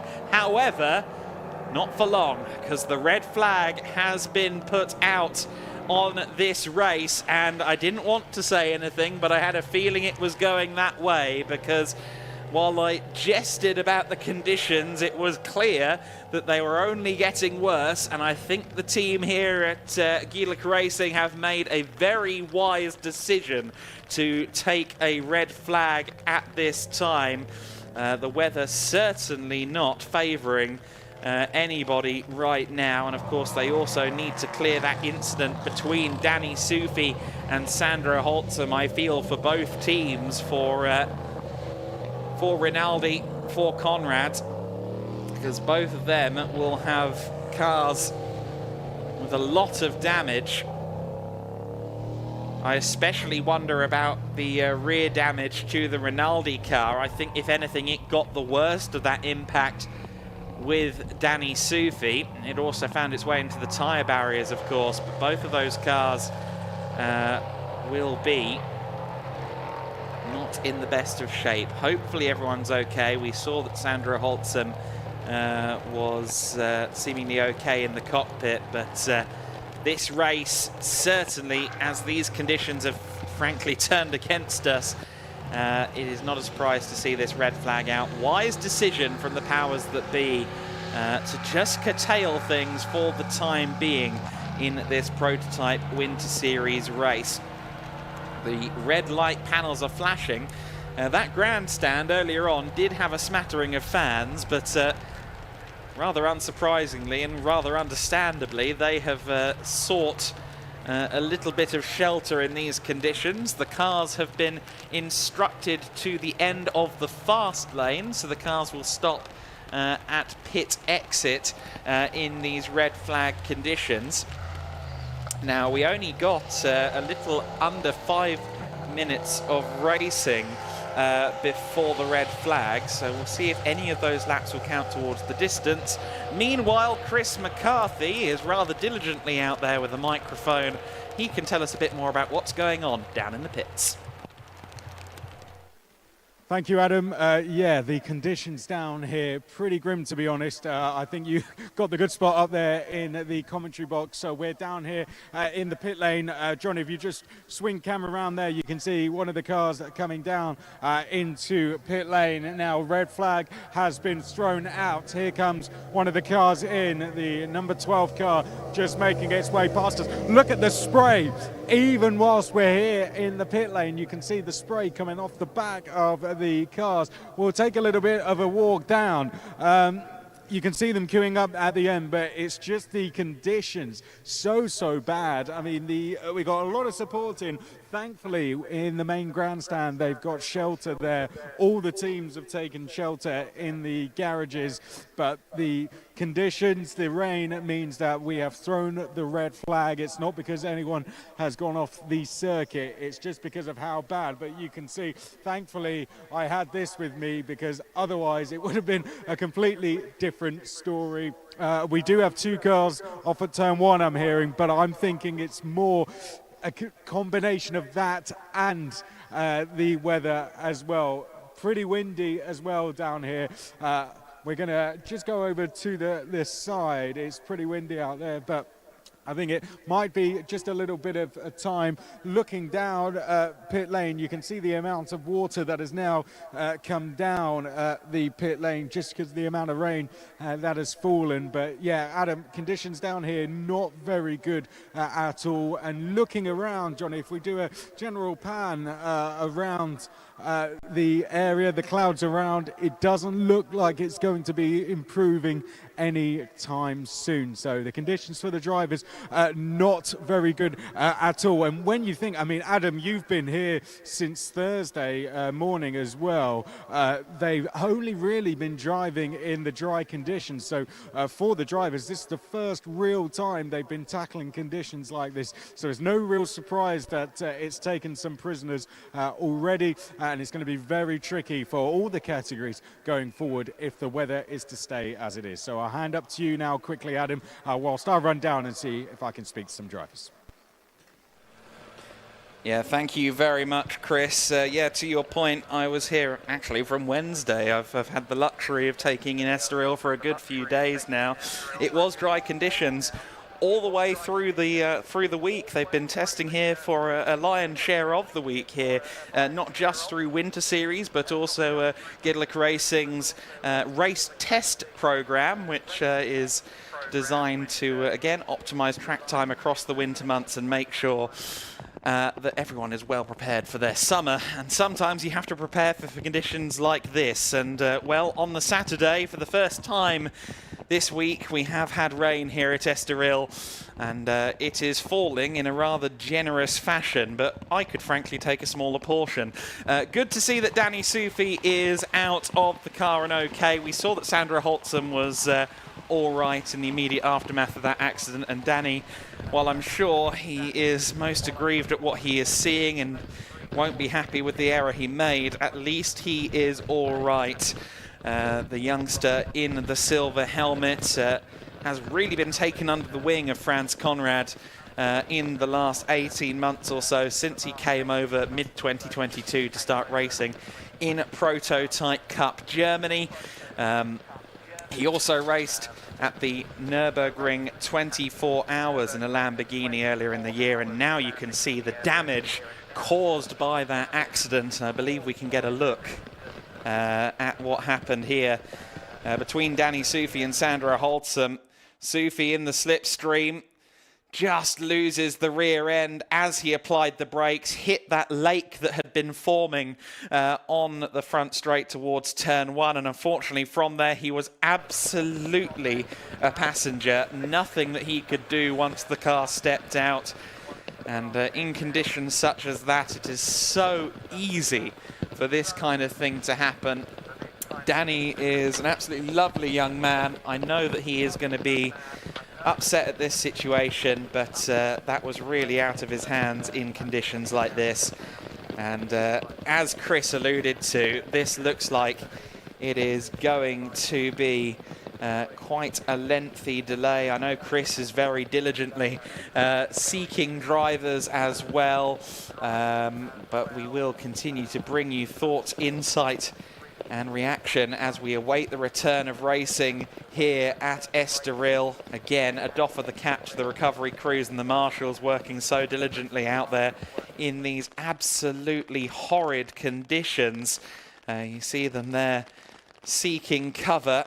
And I do like the fact that one of them has a GoPro on. That must be some interesting footage here and there. That's a really interesting thing. I wonder if we can get that on the Alpha Live feed. That would be good, wouldn't it? Amazing to see so many fans here as well. The Winter Series is a free-to-attend event. So if you're at Portimao next week, do come along, because there will be some absolutely fabulous racing from the prototypes, the GT Wind Series and the GT4s. And then, of course, we do an absolutely sensational tour of Spain, 4 circuits: Jerez, Valencia, Aragon and Barcelona over the course of February and March. And all of those events are free for spectators. And hopefully some of them will have nicer weather as well. But we are opening the doors to the spectators, to the fans, not just with free spectator access, but of course this is the first time that we are bringing you the full Winter Series calendar live and in full. You will not miss a second of Winter Series racing this year. Unfortunately, we are missing racing right now because of this red flag and these weather conditions.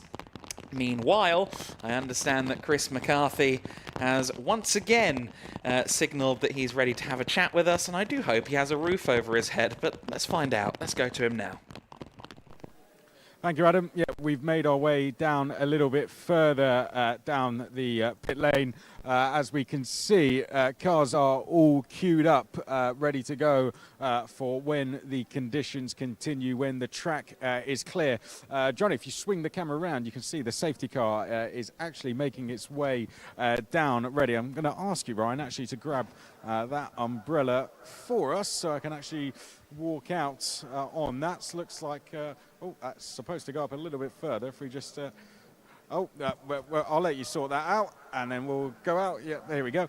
Okay, so yeah, safety car is heading out onto the circuit, but all the drivers, similar to me, have taken cover. Now that was one of the cars coming back in, which I believe ran into trouble down at turn 1. I would try and go and speak to some of them, but I think, as you can see from car number 12, I would be making a cockpit very, very wet if I was to attempt to go and speak to any of the drivers there. And you can see just from the sheer amount of rain falling on this, it is coming down very, very hard, and it really doesn't look like it's going to improve. So unfortunately we have lost lost a couple of drivers, and the conditions are going to get worse and worse. Johnny, you can see the recovery vehicle making its way just behind me there, down towards the first corner as well. So this might be a little bit of a slow process. It's going to take a little bit of time. Main reason being the weather around us. It's the rain coming down, the volume it's coming down at. So, but that's the latest update from me, Adam. All the drivers still in their cars. They've got some of the mechanics over and the engineers just talking to them at the moment. But the rain still coming down very, very intensely down here in pit lane.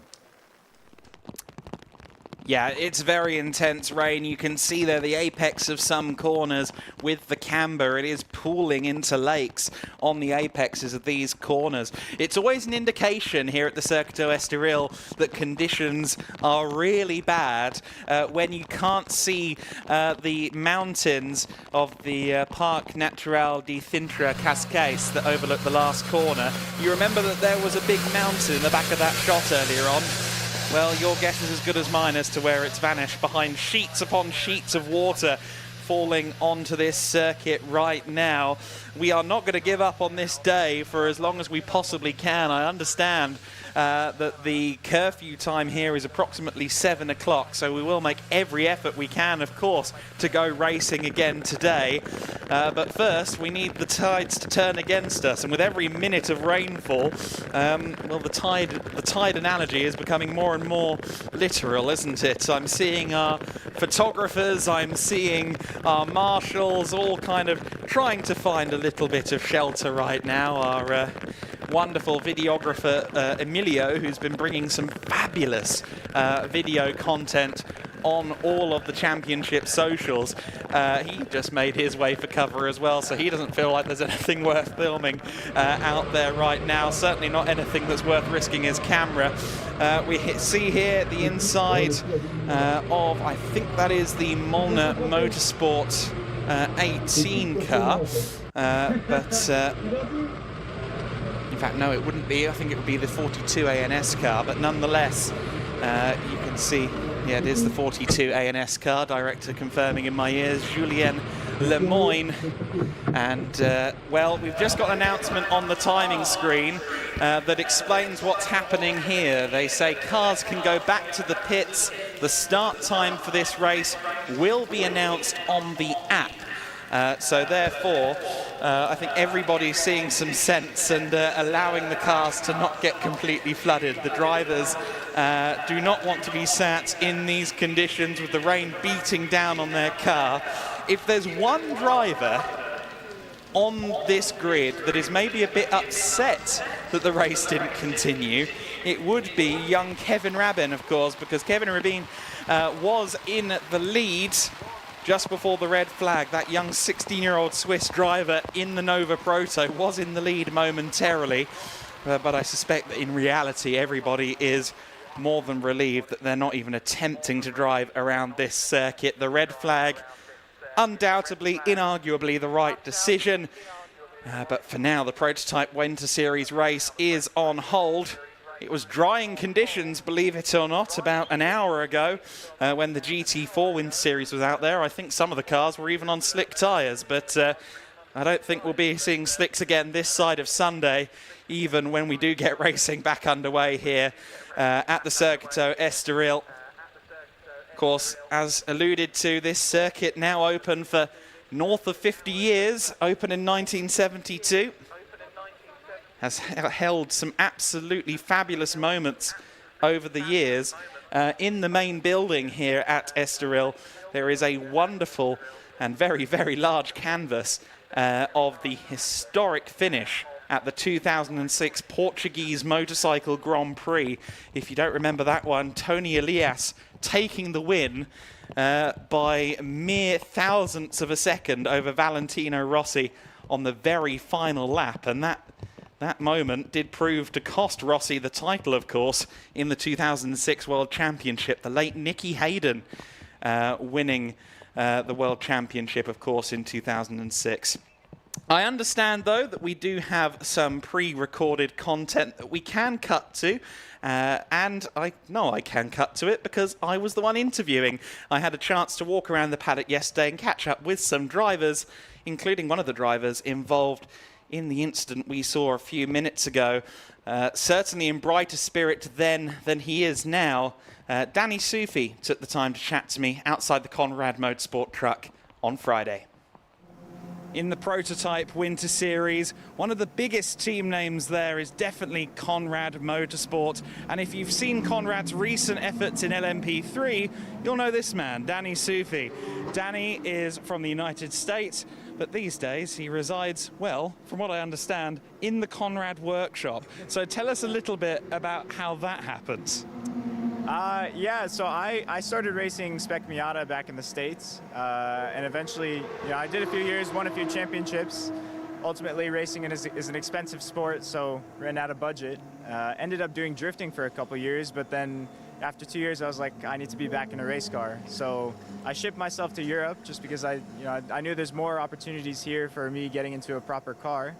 And actually, the first race weekend that I went to was France's Prototype Cup race in Nürburgring. And I met him there. He said, hey, we're testing at Lausitzring next Tuesday. Like, why don't you come out, see how you do? And did a really good job first day in the car. So that kind of turned into me doing a couple races with him and then now driving full time for him. So it's been a pretty unique journey, pretty special. And I mean, if you told me 2 years ago I'd be driving LMP3 cars around Europe, I wouldn't believe you. So it's been quite cool. And of course, the team, when you first raced, they were using the Ginetta chassis. They've now moved over to Ligier. I know that you actually did some mileage in the Ligier last winter. So as someone who was quite new to prototype racing, how was it to suddenly have the team kind of turn around to you and say, how does the car feel? Is this correct? That must have been quite almost intimidating. Yeah, I mean, it could be intimidating, but honestly, like, if you just got to have faith in what you believe, what the car is doing, and just know that your feedback is valuable. It doesn't matter what you're feeling, like, you're going to feel something, and your goal is to make the car faster. So obviously, if there's something that's holding you from chasing lap time, then just tell the team. France has, I think, 50 years of racing experience, so when I tell him there's something with the car, he knows exactly what to change, and now it's just, chipping away at lap time and, chasing down the leaders. So. And of course, a lot of your racing so far has been kind of Germany based or around that area in Prototype Cup Germany. This is your first time here at Estoril. How are you finding it so far before we've even gone racing? I'm actually really enjoying this track. I did quite a bit of time on the sim this winter while I was back home. And, did some preparation. And as soon as I got here, I knew exactly where I was. But it's quite a fun track, very technical. You got to be really smooth, and that's one thing we're finding with this Ligier is, like, if you're nice to the car, it'll respond nicely back. So just chipping away, learning the track. I feel really confident here, and I'm looking forward to tomorrow. And no matter what your full season campaign is in the summer, I assume we should have reason to be excited. Absolutely, we should. Yeah. Okay, well, keep an eye on this man and the green and black Ligier. Surely going to be one of the front runners in the Prototype Winter Series this year. Let's see how he does. Thank you. And thank you to Danny Sufi as well for taking the time to chat to us on Friday. Unfortunately, his Saturday has not gone to plan. If you're just joining us, we're under red flag conditions, primarily because of the sheer rainfall that is going on around the Circuito Estoril currently, but also because of contact between Sandro Holzem and Danny Sufi in the early stages of this race. We were just starting lap 3 of the race when the incident took place. Both drivers okay, both cars very damaged in these conditions. We are intending to go racing again, but the question mark is when. As long as the rain continues to fall, it is very difficult to foresee an imminent return to racing, but we are going to continue to bring you action from the paddock, bring you personalities from the paddock. We'll make efforts to do that over the next few moments. And obviously, this is not how we wanted to ring in the Winter Series season. We deserve better than a Kia Ceed, being the only car going around the circuit. But sometimes you can't stop Mother Nature. Must be said, the Estoril Kias have been here for as long as I've come to this circuit, so I wonder how many miles they've done over the last few years. Certainly, this will be some of the more treacherous laps that our safety car driver has ever done around this facility. Of course, the Circuito Estoril was reprofiled approximately 25 years ago, as it now was, making myself feel old doing that maths. But in the late 90s, it was reconfigured. The first corner made tighter, the first sector in general reprofiled. One of a few changes that have happened to the circuit layout over the course of the last couple of decades. Of course, mid-90s, around 1994, the Gancho chicane was added. The Formula One circus choosing to no longer use the sweeping fast corner that was there at Gancho. Although that circuit is still in use, the original configuration that the chicane bypasses is actually still in use. And I must admit, I didn't know this until very recently. The Iberian Supercars Championship, which is run in both Portugal and Spain by the Portuguese Race Ready organisation, who also have a supporting role here within the Winter Series paddock.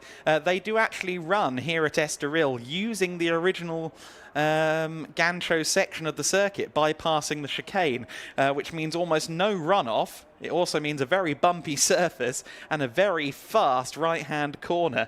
The Iberian Supercars in November proving to be very entertaining on that basis alone.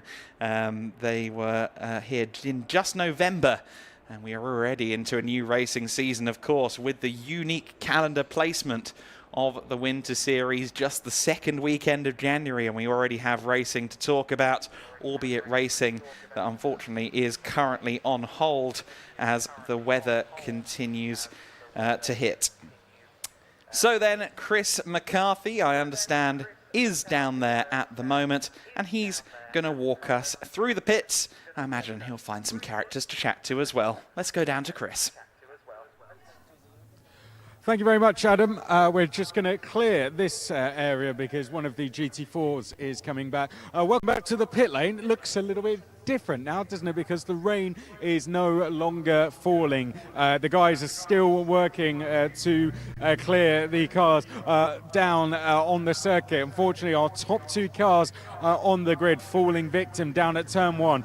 Johnny, let's take a walk down. We'll let that car come in, and then we're going to take a walk down and see if we can speak to some drivers. Ryan has gone off to try and find some.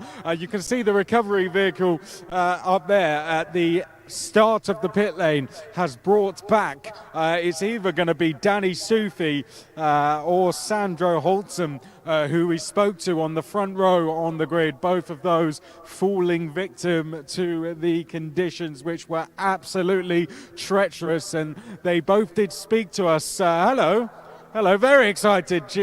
GT Winter Series. Hello as well. Should we speak to some people? Yeah, let's speak to some people. Should we have a chat to some people? We're having people run away now. Hello, sir. Huh? Do we want to have a chat? Hello, sir. Why don't you introduce yourself for us? I don't speak English. Do you want to say hello for anyone you want to say hello to? Anyone that might be watching? Hello! There we go. Hello. Just a general. Which car are you with? Which car are you with?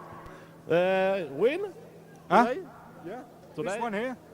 I think, yeah. You think? Okay. I think we'll leave it there. What about yourself, sir? Do you want to have a chat to us? Which team are you with?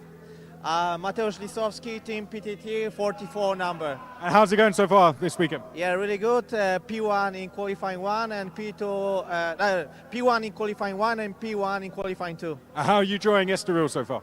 Yeah, really good. So we achieved really good setup in during the race weekend. So hopefully tomorrow will be the same good like we did. Conditions, with these mixed conditions, do you think that's tough? Going to be tough if it stays like this? Yeah, tricky, but we can do everything what we can. Liking this new system as well with the separate championships? Yes. I like it, so I'm looking forward.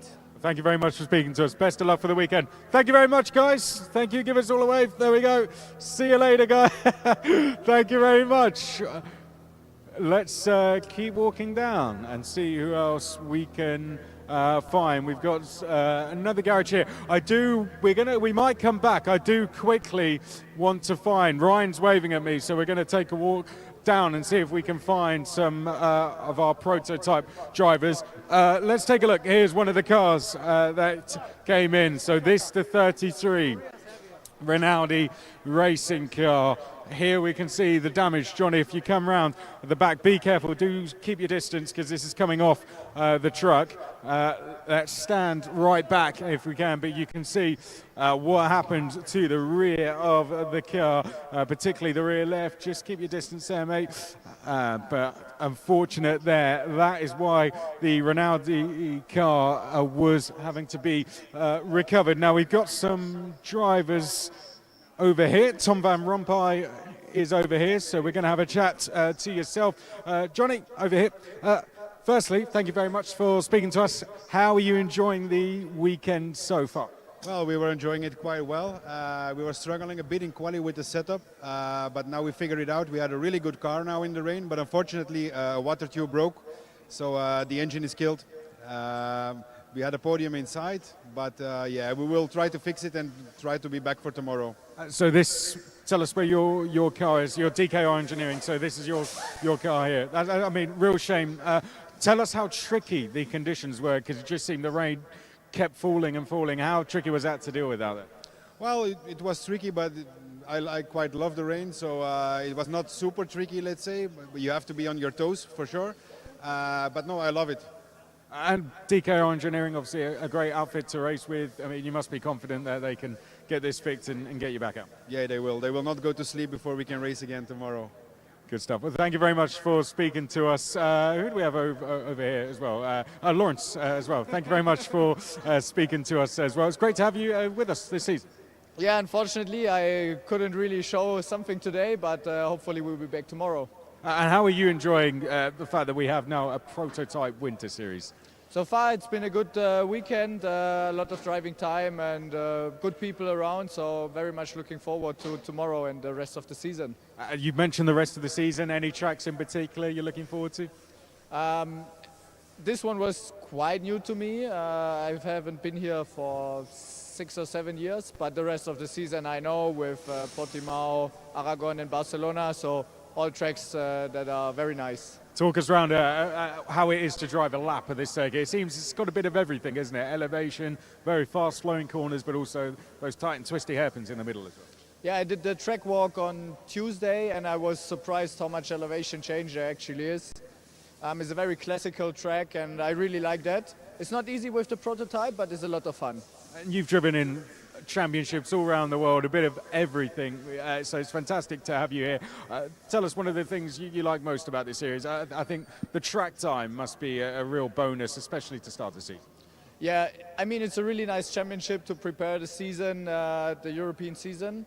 You have good weather here, so that's good. We can start here with gentlemen drivers who want to drive a bit, and that's what we use this series for. Maybe not today in terms of weather, but hopefully that catches up in Portimao. Thank you very much for speaking to us, Lawrence.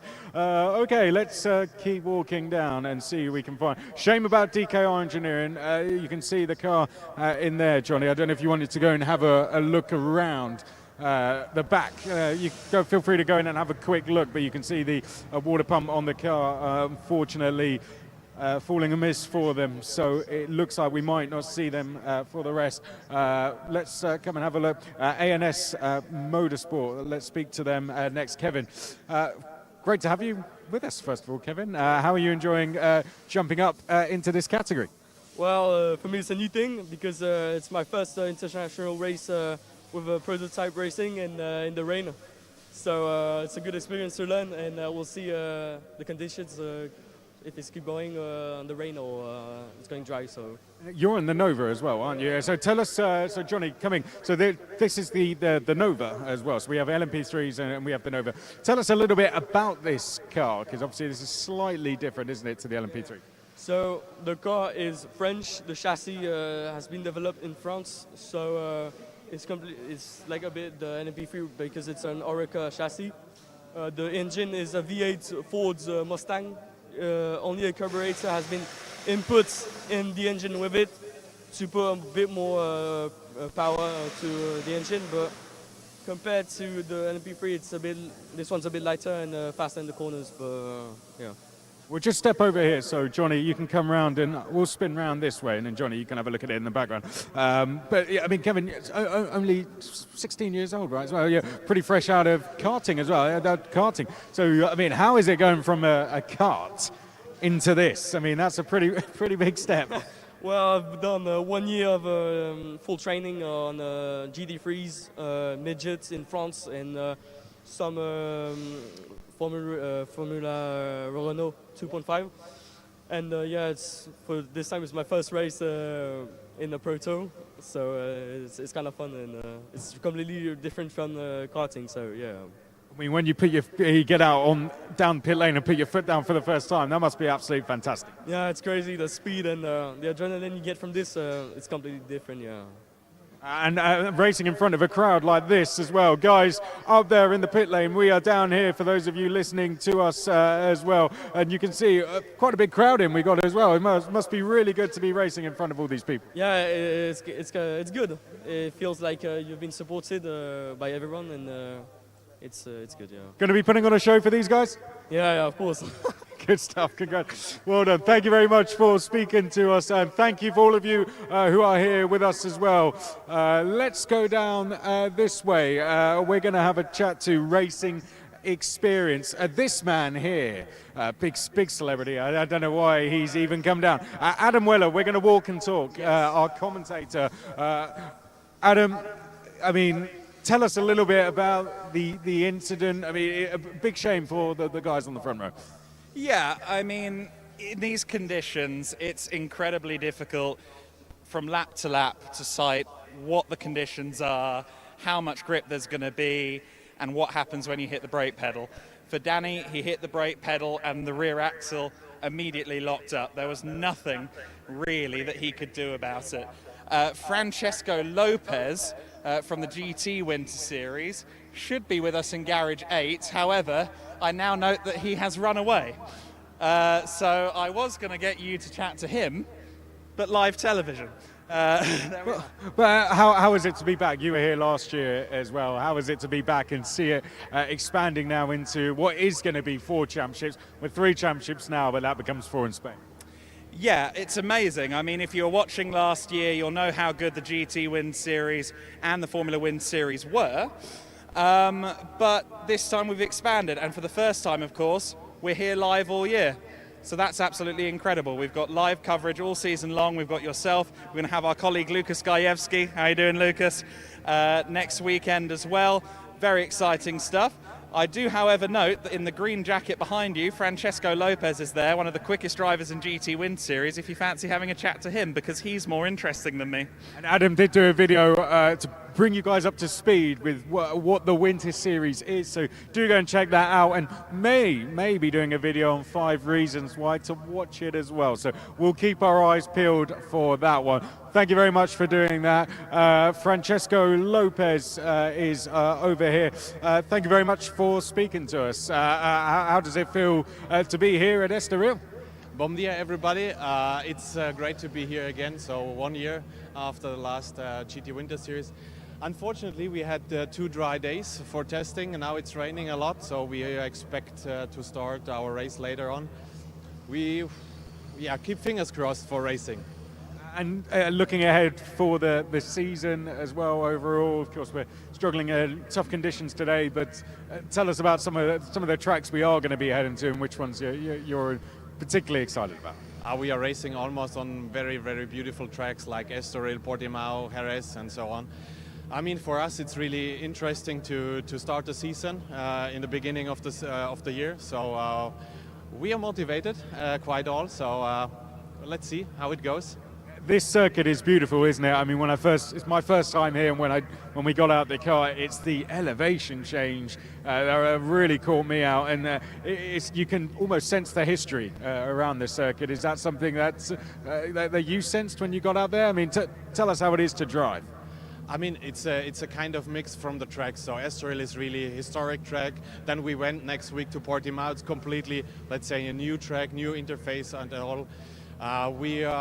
It's a kind of mix in the whole season. So even Barcelona, it's all history. All the tracks, they have a great past, and it's a pleasure to race on these kind of tracks. Very well, yeah. And a great quality across the field as well. Some great cars out there and great quality of racing. Yeah, if you look, we have from every brand the best cars. So it's a kind of good mix, like in international championships, and it's a cool mix from every championship. There are several cars. At the end, it's cool. From AM to Pro, it's cool. Best way to start your season. Yeah, definitely. Perfect. Thank you very much for speaking to us, Francesco. Right, let's keep walking, shall we? I think we've covered off all the guys down here. I know we do have one of the other prototypes down here. This was the number 18. I don't know if Emil is down here. He's in the car, actually, getting strapped in. I'll see if we can speak to him at all. I don't know if he's getting set or not. If Emil, I'm gonna just. I don't know if he would want to speak to us, but this is Emil Hayadel, who's going to be starting. Was qualified in P5 on the grid. I'm just going to see if I can speak to him. Emil, would you be up for a very quick chat? Is that okay? Perfect. So Emil, now strapped into the car. Tell us how tricky the conditions were out there for you, Emil. Well, first of all, I'm super grateful to being here. I got the call at Thursday evening, and I learned the track at the plane at Thursday night. So it's tricky conditions here, but obviously we are learning, and yeah, the visibility is like zero out there. So it's great fun, but it's challenging. I mean, going from a dry track into complete wet, as a driver, that must be one of the trickiest things to take on. Yeah, absolutely. You have to like change the whole driving style, and the team has done a great job about the car, and yeah, we just have to reset, and let's see what's happened with the race. And how is this process now when you've had to come in from a red flag and you've had a long delay? How hard is it now to reset again, as you just mentioned there, and then get back out? Well, I mean, it's quite hard, let's be honest, and we just have to reset, and yeah, we don't know about the rest of the race, so it's quite hard to know what to do. So yeah, just get into the mental state and go for it. Enjoying it so far, though? Enjoying being at Estoril? Yeah, absolutely. It's a great challenging track. It's a narrow fast track, so for the first race in the prototype, it's great fun. Well, I imagine you've got in early because you want to reset, so we'll leave you to it. But thank you very much for speaking to us. Johnny, you can just, if you just poke round, Johnny, you can see just round the view that the guys get. Come round and have a look. There you can see inside the cockpit of an LMP3 car. It looks absolutely fantastic, doesn't it? We'll walk off now because one of the team members, I think, wants to get in and close up. So thank you very much, Emil. Best of luck to you. The guys in the crowd, that's where we were, down with Emil, down here in Garage 7. Okay, Ryan's waving up to me up this end, so let's have a walk back down. Oh, I'm going to lose all the paper that I have. There we go, just managed to hold on. Okay, let's keep walking. Ryan's calling me down this end of the grid, so this end of the pit lane, rather. Let's see who he's found whilst he's doing that. All right, here we go. Right, we're going to head down and see who we've got. We've got another driver, or a couple of drivers down here. So let's have a look. But it does sound like cars are being fired up again now. So we got, let's have a look. Hello. So we got Leah down here and Charles as well, is that? Charles de Brassin. So first of all, are we both racing which classes are we racing in? Introduce yourself for the crowd. So this is our LMP3 car for racing experience. We are a little bit different to all other drivers because we are more or less beginners. So I did not drive another car before. I started with the LMP3 car. This is why I need all the sessions to improve. And for him, it's his first time ever in a race car, so it was quite tricky. So this is your car here, number 12. Is it Liam Mauer and Charles de Brassin? Lovely looking car as well. And Charles, you're complete beginner. Yeah, for me that's really the first time. I'm only driving karting in Portugal, and I said I'm going to drive car, and I'm driving LMP3. I'm quite happy to be here. I was dreaming for a dry run, but it's not really a dry run. And I was looking at my colleague driving here the first start, and it was quite tricky. And I think it's more reasonable to stop now and wait for something else. And tell us a bit about your racing background, Leah, as well. Is it kind of new for yourself as well in terms of racing in LMP3, or have you got much background to it? So, as I said, I had no experience in another car before. I did not do karting, so I started with simulator coaching, and then I improved on the simulator. I stepped into the LMP3 car. I did some test days. I did some races 2 years ago, but it's already 2 years ago, so now I'm back to it, and it's hard. It's a car with a lot of aerodynamics, so you have to feel the car, you have to feel the limit, but if you don't know the limit, you don't want to go from top to bottom, so you want to start in a little and then improve little by little, because if you start at the limit and it doesn't work, then it's hard. So I guess as a championship, this is working pretty well for you, isn't it? Because you get a lot of track time. Would you say that's been really beneficial? Yes, I think we had some good test days yesterday and on Thursday. It was quite good because we were only 2 drivers, so we could split up the time in 2. And we did some good improvements, both of us, but today it was just different because it was wet, and we couldn't just take our experience that we had yesterday and build on it, but we had to start from the beginning. But it was nice today in qualifying, it was nice today in the free practice session, but yeah. What about this as a car to drive? Tell us what it's like being behind the wheel of one of these. It's crazy. First of all, if you sit in the car and you look around, you don't have enough space. So it's like you're like this in the car, but as soon as the engine is on and you go on track and you feel the acceleration, you forget everything. And then you just try to improve. You try to feel the aerodynamics, you try to feel the forces, and then it's lovely to drive it. And Charles, what about this circuit? How is it to drive? It's such a historic track. You know, it hosted the Portuguese Grand Prix a number of years. Legends winning around here. How is it to drive this historic circuit? It's a historic track for an historic driver. I'm 62. Then I was in front of my television looking at Ayrton Senna winning his first Grand Prix here in Estoril. Then for me, it's very special. And I like that place.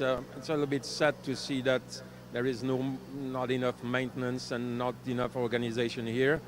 But I see that we have public, and it's not usual to have public in this type of event. Then I hope they will enjoy the event, and at least we are enjoying the event. Looking forward to putting on a show. I know there's a lot of crowd in and a lot of work. We're down here at the first garage. Everyone in the crowd, give them a wave. Looking forward to getting out there and putting on a show for them. Sorry, I didn't know. Looking forward to getting out there and putting on a good show for them. Going to give everything you got? Yeah, for sure. We will. And Leo, are you both in for the full season? I guess is the goal to just improve as you get on and end with your best result when we get to the end? Yes, as I said, for us it's not fighting for a podium. If it happens, it would be nice for sure, but for us it's just the improvement that counts. And if we improve session per session, then I think we won during the weekend. Well, thank you very much. Thank you, those of you in the crowd. Give the crowd a wave, everyone. There we go. We got the Racing Experience team down at the end. There we can see. Good luck, guys. Thank you very much for speaking to us. Let's keep walking then. I think we'll have a little bit of a walk down. There you can see the crowd. You're live on air, guys. Give us a wave if you are in the crowd. Are we enjoying it so far? Do we want to see some more racing? I didn't quite hear you. Do we want to see some more racing? I think they really want to see some more racing. Let's get back up to Adam Weller in commentary. I think first we're going to go to a quick VT. So then, racing experience there with Chris McCarthy, getting the crowd hyped up there. Thank you very much, Chris. Great atmosphere here at the Winter Series event, even when the weather decides no bueno. The racing experience team, we just spoke to both of them there. Of course, Charles Delbrassin, as he referred to himself, a historic driver, but not actually a driver with that much car racing experience. Up until very, very recently, all of his racing had been restricted to the world of go-karting. In fact, I think this is due to be his first race weekend, and if anything, he is probably quite glad that he didn't have to race in these conditions, at least not yet. There is a bulletin that came through at 3 minutes past the hour, so approximately 10 minutes ago, that this race, the Prototype Winter Series race, would not be restarted. We'll have to see about the GT Winter Series race. I suspect we will try very hard to get that race to happen, especially because it does look like the conditions around the circuit have improved somewhat over the course of the last 15 to 20 minutes, although of course you do still see a lot of standing water in certain sections of the track. This is turn 5, that is the kink, which is, as I alluded to earlier on, basically not a corner in most conditions, but you saw how tricky the Prototype Winter Series drivers found it towards the end of that race pre-red flag. I will say that while I was down there finding a couple of people for Chris to talk to and also having a chat with him, I did manage to bump into Danny Sufi. Now, I didn't set up an interview there, of course, because Danny has had quite the last few moments, but he was okay, he was walking fine. In fact, he was in the Rinaldi garage paying a visit, and I imagine issuing an apology. Danny is okay, though, as is Sandra Holtzem. That's the important thing. But as you saw, a big incident and conditions that were clearly getting to the point of not raceable. So completely understandable that that race was stopped and the race will not be restarted. A bulletin has just come through on my timing screen as well to say fast lane open. Our timing screen has also changed to reflect the grid for GT Winter Series Race 1. Now that's very interesting. That implies to me that it's not too long before we do go racing with the GT Winter Series. So let's switch gears a little bit from the world of prototypes to the world of the world's fastest GT cars. GT Winter Series Race 1 coming now.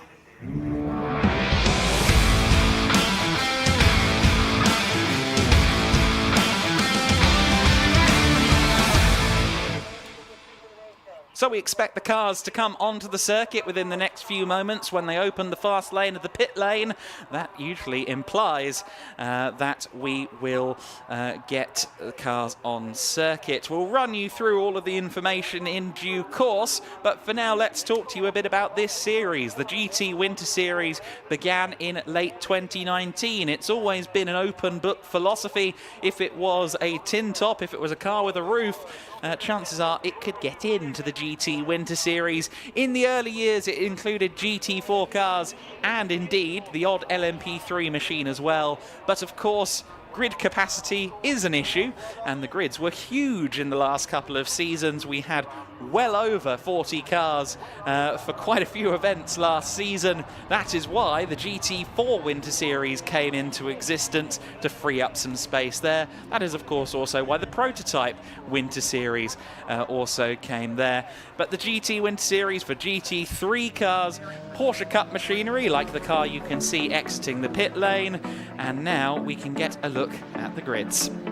FK Performance, set to be on pole position. Louis Stern, the American Frenchman, on pole position in the BMW M4 GT3. Next up, SR Motorsport, a subsidiary of Schnitzelhelm. They line up on the front row with J-Mo Hartling in their Mercedes AMG GT3. Then it's Christian Korzanowski in the Olymp Racing Ferrari 488 GT3 car, lining up in third place. In fourth place is the first of our Lamborghini Super Trofeo cars. In fact, it's the only one in the field. Andrzej Lewandowski getting that car all the way up to fourth place. Very interesting. Fifth place is the first of the Porsche Carrera Cup machinery, the Porsche 992 GT3 Cup car. Joachim Bulting for Plus Line Racing Team starting fifth, alongside De Beermacher Racing Uwe Lauer in the Ferrari 488 GT3 car. He will be joined in the race by Francesco Lopez, who of course we spoke to in the paddock a little while ago. In seventh place, Racar Motorsport, Leandro Martins in the second of the Porsche 992 GT3 Cup machines. PTT Racing's Hubert Darmetko is next in eighth on the grid, alongside PTT Racing again, Igor Playa starting from ninth place. In P10, Demir Hot in the lap time performance number 20 car. Then in 11th place, another car, one of four from PTT Racing. Przemysław Bienkowski starting from P11 alongside Pelin Racing and the very friendly American Thor Haugen. Just a couple of years into his racing career, he is in a Ferrari 488 GT3 for the very first time. Someone who's certainly not new to Ferrari, starting from 13th place, is AF Corsa's John Dillon. The vastly experienced GT3 and Ferrari Challenge competitor is taking a car from the latter book, the Ferrari 488 Challenge Evo, starting from 13th place. Next up, a veteran of every major endurance race in the world, Rinaldi Racing's Pierre Errit in the Rinaldi Racing number 115. That is the very latest Ferrari 296 GT3.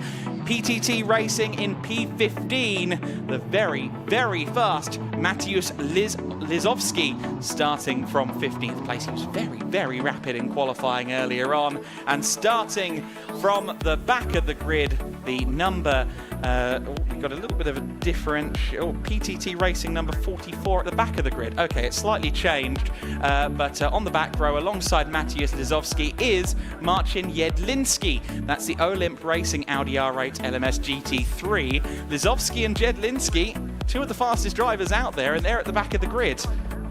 That's an interesting recipe, I think. We will go racing in a few moments with that grid then. It will be 30 minutes of racing, much like the GT4 race earlier on. No pit stops, no driver changes, just a pure race. Exiting pit lane there is the Lamborghini Super Trofeo of Andrzej Lewandowski for GT3 Poland. He shares that car with Adrian Lewandowski, his son. Andrzej has been racing for quite a number of years now. I think it's knocking on the door of a decade if we haven't already crossed that line. The GT3 Poland team running Andrzej and Adrian in events in the Lamborghini Super Trofeo. I believe they do some Eastern and Central European events in addition to the Lamborghini Super Trofeo, and of course the GT Winter Series. The number 10 car of Louis Stern just exiting the pits as well. That is the BMW M4 GT3 from FK Performance. And meanwhile, as that car makes its way to the grid, someone's already there, and his name is Chris McCarthy. Let's go down to Chris. Thank you very much, Adam. We are down here on the grid ready for the GT Winter Series first race. Right, let's get on the grid then and try and speak to some drivers. This, of course, the first of three races. Like the GT4s, the drivers who went out in qualifying one are going to be out in the first race. So on pole position is going to be Louis Stern for FK Performance. We're just waiting for that car to roll down. We can see the number 11 car of SR Motorsport here. J-Mo Hartling is going to be out for them. In the meantime, while we're waiting for the pole car to come down, let's go and speak to J-Mo Hartling, see if we can pop in. He's out in the Mercedes. Thank you. I'm going to see if we can pop in and speak to Jay. Jay, just see if we can have a quick word. How are you feeling starting on the front row here at Estoril? Yeah, here in Estoril is my first GT3 race. I'm excited, for the race, and we hope for a good race. How is it driving a GT3 car around the Estoril circuit? What do you say? Tell us about the challenges driving the GT3 car around this Estoril circuit. Yeah, the challenge is very high, so we need to fight. And conditions-wise, have you done any running at all in conditions like this so far this weekend? The conditions is okay for me. I like to drive in a little bit slippery track. So conditions could work well for yourself. Thank you very much, and good luck for the race. Okay, I don't know if FK Performance have come down yet. I think they're making their way down now as we speak.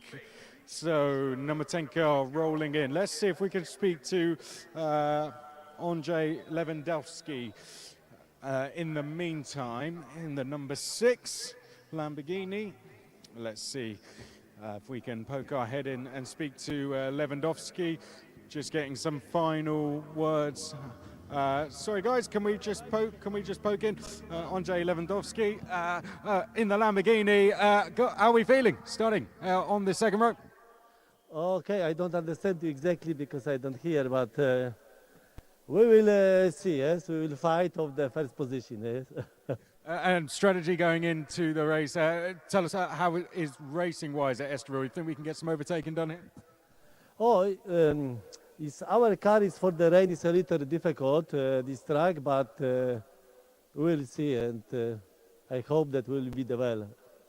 So you're enjoying racing in the rain? You think that could suit you in this one? Oh, I don't understand. You think the conditions, they could play into your favor? Yes, generally I like the rain, but let's see how it goes. Best of luck. Okay, thanks very much, guys. Best of luck in the Lamborghini GT3 Poland there. So that's one of the Cup classes car. Now we're going to go and see if we can speak to Louis Stern in the FK Performance in the BMW here. And having a few words spoken to. We can see Olymp Racing behind. We're going to see if we can have one very quick question to Louis Stern. We are being told to clear. So I think we are going to have to clear, unfortunately. So that's a shame. Louis Stern's going to be on pole position.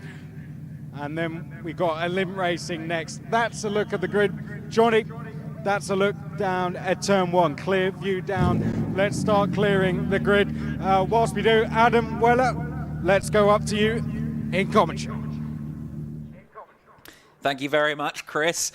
Good to see then that we're going to get this race underway and do so in short order.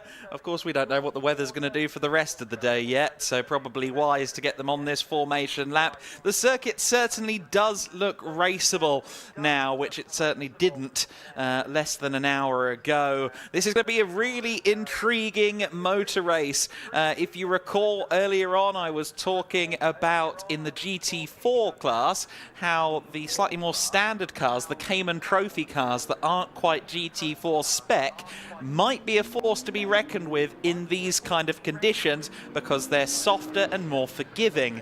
That is also going to be a factor in this race. The GT3 cars, while they are very quick and on paper they are certainly the fastest cars on the circuit, the likes of the Porsche 992s in particular, I'm keeping an eye on them.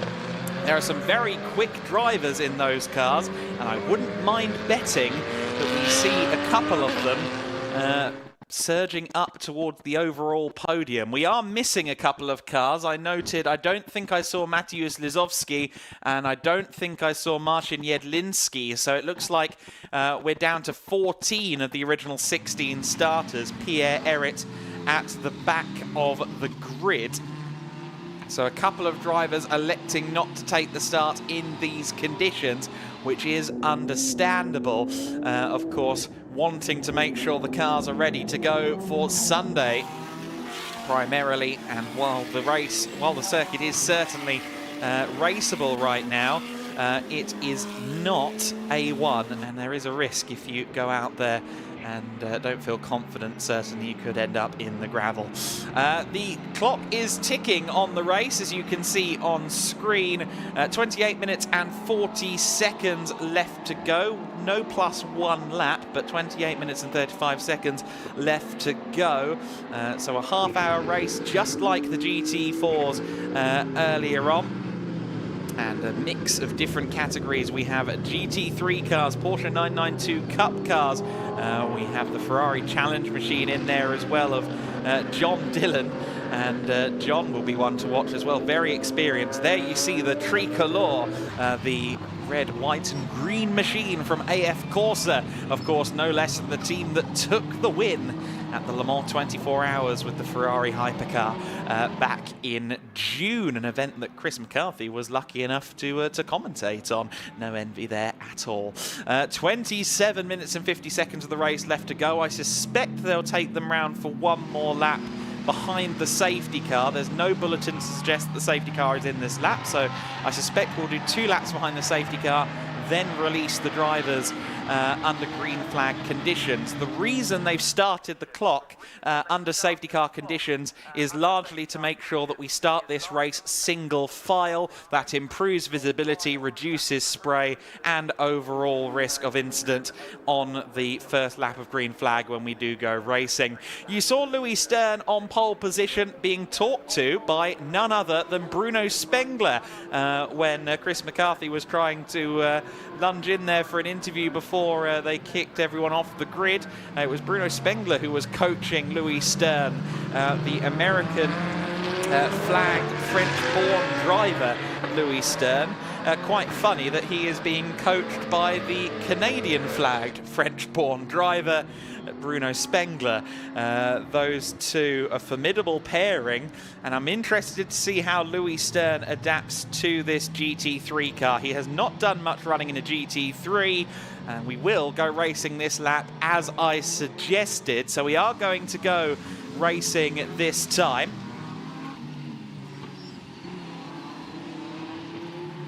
Bruno Spengler will be coaching in the headset. He'll be saying, right, this time by, we go racing. Try and build a gap as you launch away down to the first corner. Louis Stern has done a little bit of racing in France, but only a few races. He will openly tell you that he's made quite the leap up towards a GT3 car. I think in the short term, he is looking to actually go racing a little further down the ladder over the course of the summer, but he's having a look at GT3, seeing how he feels about it here.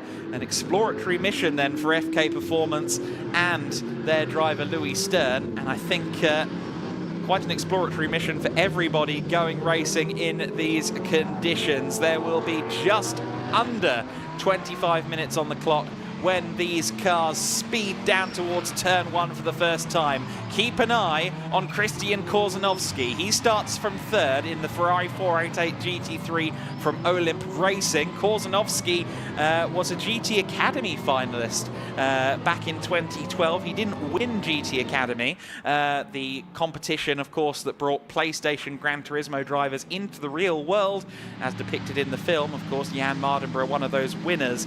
But he did use it as a launch pad into racing, and he's been racing for several years now with Olymp Racing and the Jedliński family. He's starting 3rd. He's a very handy driver. He will be one to watch. Keep an eye on the Porsche Cup cars as well, surging potentially up the order, maybe catching some GT3 scalps. As we go racing, we are underway. Keep an eye on the power as well for Andrzej Lewandowski in his incredible Lamborghini Huracan Super Trofeo car. That thing has more power than a GT3 and less downforce, but I'm not sure he has managed to take advantage. It looked as if Louis Stern waited until the very last minute to pull the pin, but look at Lewandowski. He does use the power in the Super Trofeo car to work his way up to 2nd place.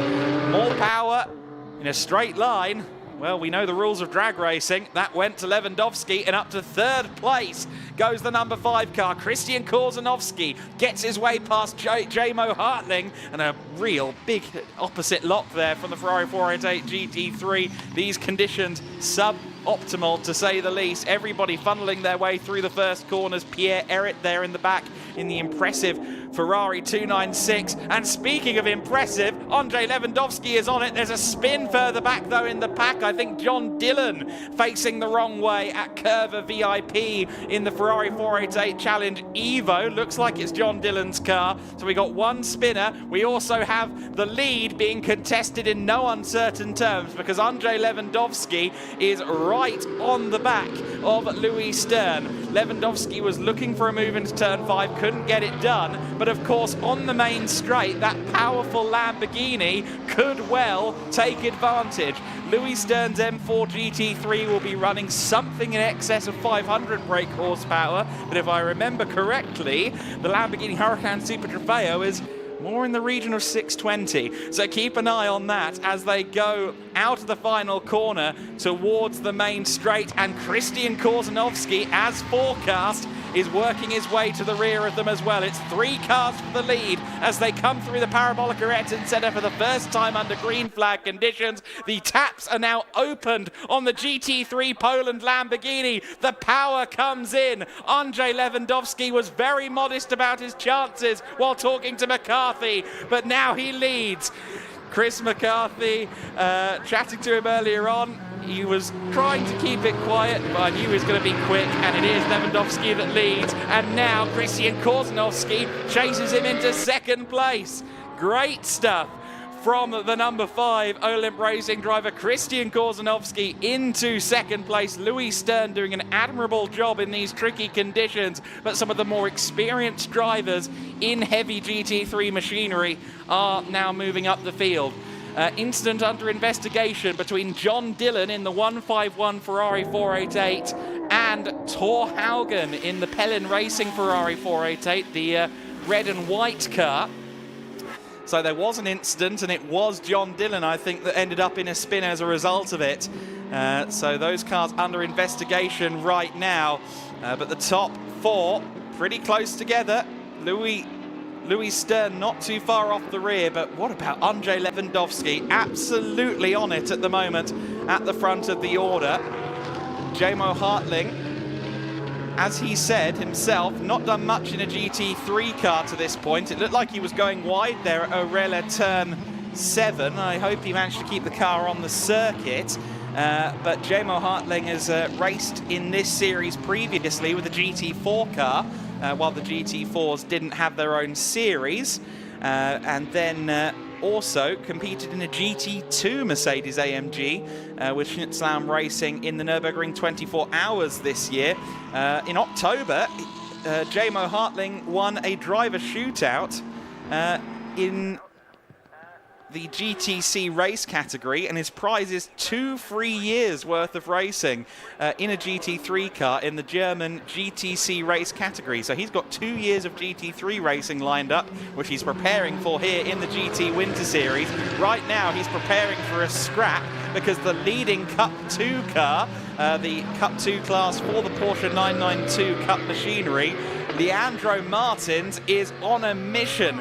The Raccar Motorsport Porsche 992, 5th overall right now, leading the Cup class, or the Cup 2 class, I should say, and looking to try and maybe scythe his way up to the overall podium. He's closed in on Jamo Hartling. You can't miss the neon yellow Porsche, rain or shine, and certainly it's looming large in the rear view mirrors of the SR Motorsport Mercedes AMG. SR Motorsport is a subsidiary of Schnitzelaum Racing, of course. So Jamo Hartling still very much affiliated with the team, sometimes known as Schnitzelaum Racing. But what about this man, Leandro Martins? What can he do in the 992 Porsche, entered as number 911? Look at that traction out of Parabolica Interior. Tries to go around the outside at turn 7. Will have more grip potentially around the outside. But still side by side as they head towards Gancho. The number 11 car still in the front of this battle for 4th place. Jamo Hartling fighting hard for 4th overall. It is GT3 cars second, third and fourth. Meanwhile, Andrzej Lewandowski leads the way in the sole Lamborghini Super Trofeo entry. That's a car in Cup 4. We saw Louis Stern off track, but he's recovered it nicely on the grass at the S's. Real treacherous conditions once again. And very interesting to see how everybody's handling this. It does look like the rain is falling again on the lenses. It definitely is falling again. So the conditions getting more and more treacherous after a brief reprieve in the weather. But the drivers managing it well. You see them all going to the outside at turn 1, looking for any iota of grip that is to be found. That 991 car certainly looking the most aggressive in the hands of Leandro Martins at the moment. Hugely entertaining to see this battle between two very different types of GT race car.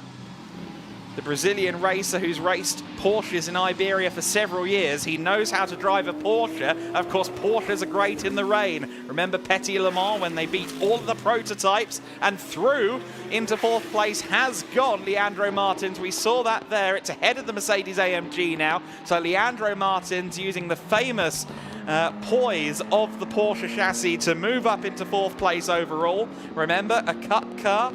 Little bit less aero, maybe a little bit more forgiving in some regards. I'm not sure whether or not that car's running anti-lock braking. You can run ABS on a Porsche 992 Cup car. Indeed, they do run it in the US. However, Porsche Carrera Cup Germany, I believe Super Cup, Porsche Cup UK choose not to run the ABS system. So I don't know whether or not Leandro Martins has ABS at his disposal, but I imagine it's a sought-after commodity in these conditions. Certainly, the Lamborghini Super Trofeo car has ABS, as do the GT3 cars, which will surely help in the braking zones in these conditions. But what an incredible effort we're seeing here from Andrzej Lewandowski as the safety car has been declared. Safety car is out. 16 minutes and 40 seconds of the race to go, and we do have a safety car. I am not clear as to why, but the safety car has been declared. Now, the rain is falling and falling hard once again, so whether there hasn't been an incident, whether it's a reaction to the weather, I'm not sure. But what we can tell you is just before the safety car was declared, there was a change in position. The Racar Motorsport Porsche 992 GT3 Cup car, Leandro Martins, managed to surge up to 3rd overall. But he's let him back through, which tells me that maybe he made that position up after the safety car was thrown. But no doubt Martins was one of the quicker drivers out there on the circuit. His last lap time was a 2:07. The two cars ahead of him, Andrzej Lewandowski and Christian Korzanowski, were lapping quicker in the 1:58. But aside from that, he was the 3rd fastest car on circuit, so he was due to get past the likes of Stern and Hartling. But safety car has been declared.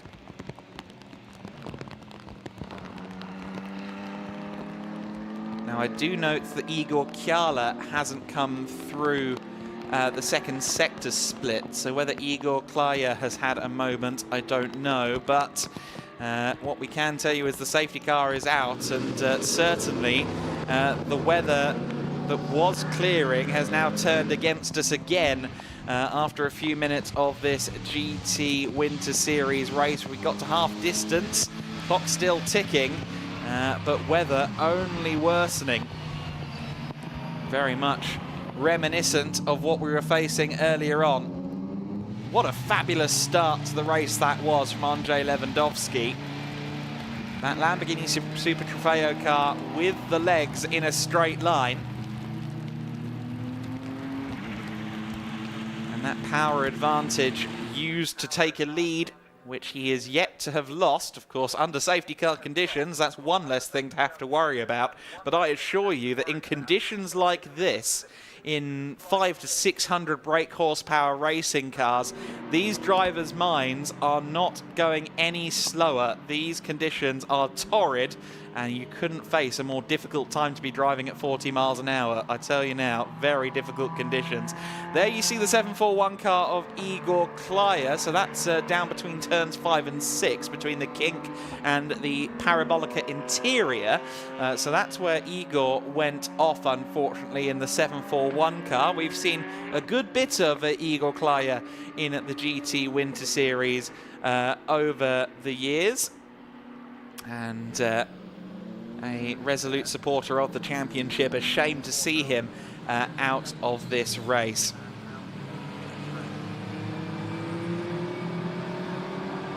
As you can see, as we approach 4:45, 16:45 local time, we're just past 16:42 at the moment.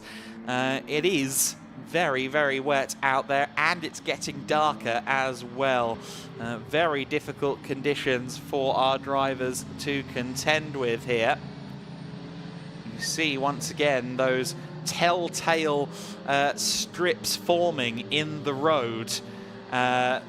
As we saw in the Prototype Winter Series race, once you start to see those strips following the cars where the tyres have cleared the water, that's a sign that it's about as wet as we can reasonably deal with. Pierre Errit has come into the pit lane in his Ferrari 296. This car did have a bit of an incident earlier in the week. I believe on Wednesday this car may have had an altercation with a barrier that it lost, but the Rinaldi Racing team masterfully repaired the machine, and I think Pierre may well be deciding to keep his powder dry and maybe his race suit dry as well, and save it for Sunday, as it were. Pierre, the very experienced veteran driver of many decades and many race cars, he knows when to call it a day. The safety car has been called in this lap, so the safety car's in this lap, and we are going to go racing again. This could be extremely intriguing now with the order as it is. Christian Korzanovski has been bumped up to second place, so somewhere along the lines he got past Louis Stern. Now, I thought as we went safety car it was Stern in second, but maybe not. The order as we go back to green flag conditions any moment. It is Andrzej Lewandowski leading the Cup 4 class for Lamborghini Super Trofeo cars. He's the only entrant there. Your leader in GT3 is Christian Korzanovski in the Ferrari 488 GT3. He sits second overall, ahead of third place Louis Stern. The first of our Porsche Cup cars sits in fourth, Leandro Martins in the Porsche 992 GT3 Cup machine. And rounding out your overall top 5 is the Mercedes-AMG GT3 in the hands of SR Motorsports' J-Mo Hartling. 11 minutes of racing left to go, and the pin has been pulled on the Lamborghini Huracan Super Trofeo. Andrzej Lewandowski leaves a cloud of water in his wake, spray galore, and he leads the race as they head down into the first corner. Looking up the inside for second place is Louis Stern, and all contact between the two of them. Oh, and a bit of carbon fibre knocked loose from both cars as well. I think the rear wing end plate on the M4 GT3 got severed there, as well as a lot of rear bodywork from the number 5 car. So the Olymp Racing Ferrari 488 looking a little bit second-hand, and I think Louis Stern might be struggling a little bit now. Has his tyre gone down? It looks like it may have done. There's a lot of damage on the left front corner of that BMW M4 GT3. So off in the lead with not a care in the world other than keeping the car on the circuit is Andrzej Lewandowski. Up to second overall now is Leandro Martins in the Porsche 992 GT3 Cup car. So he's up into second place. In third place is was Louis Stern, but it's no longer Louis. It's the number 11 SR Motorsport car, the Mercedes-AMG GT3, back into the overall podium places. Meanwhile, Uwe Lauer under some pressure here. I believe that's Hubert Darmetko. Yes, it is. Hubert Darmetko going around the outside in another of the Porsche 992 GT3 Cup machines, the Ferrari 488 GT3 on the inside line. But let's see whether or not he can hold that. does hold it on the inside. Very impressive from Uwe Lauer. De Beermacher Racing preparing that Ferrari 488 GT3. I understand the Rinaldi Racing Ferrari 296 was pulled in, deciding to avoid these weather conditions. So as expected, Pierre Eric and Rinaldi Racing deciding to save their car for another day. And some real sideways stuff. And Christian Korzanowski still out there, still at race pace, and he's making up positions. Korzanowski hasn't given up yet. Where is he on the timing right now? He's in 9th place. I think it might already be something like 7th place. So Korzanowski is scything through the order at the moment. But it is Andrzej Lewandowski in the lead. It's Leandro Martins in 2nd place. Now look through the spray for the number 5 Olymp Racing Ferrari. Just trying to see there whether or not there was any more positions made up by Korzanowski, but nonetheless, as kind of anticipated, it is those Cup cars that are taking the lead over the GT3s in this one. Andrzej Lewandowski, he's quite good in the rain, the car's quite good in the rain, he's doing well, as is Leandro Martins. Now I wonder if Leandro Martins may be able to match Lewandowski in these conditions. Meanwhile, also, of course, from Poland is the Olymp Racing team and Christian Korzanowski, who's really working out that number 5 Olymp Racing Ferrari. Let's see it through this shot if we can. There's the Beermacher Ferrari behind the Olymp Racing car. So already up to 6th place now has gone the Olymp machine. Meanwhile, De Beermacher down to 8th place because there goes the number 20 car of Demir Hott. Demir Hott up into 7th. There's Thor Haugen as well in 9th place, the Pellin Racing Ferrari 488 GT3. So 2 488 GT3s together now on the circuit. This is for 3rd in GT3, and it looks like Thor Haugen with the inside line there into turn 7 may well make that move stick. That's a position gained by Thor Haugen, I'm sure. Yes, it is. Thor Haugen up into 3rd within the GT3 class, and now another Ferrari 488, but this one's a challenge car in the hands of John Dillon, and that was certainly a challenge for the inside at turn 9.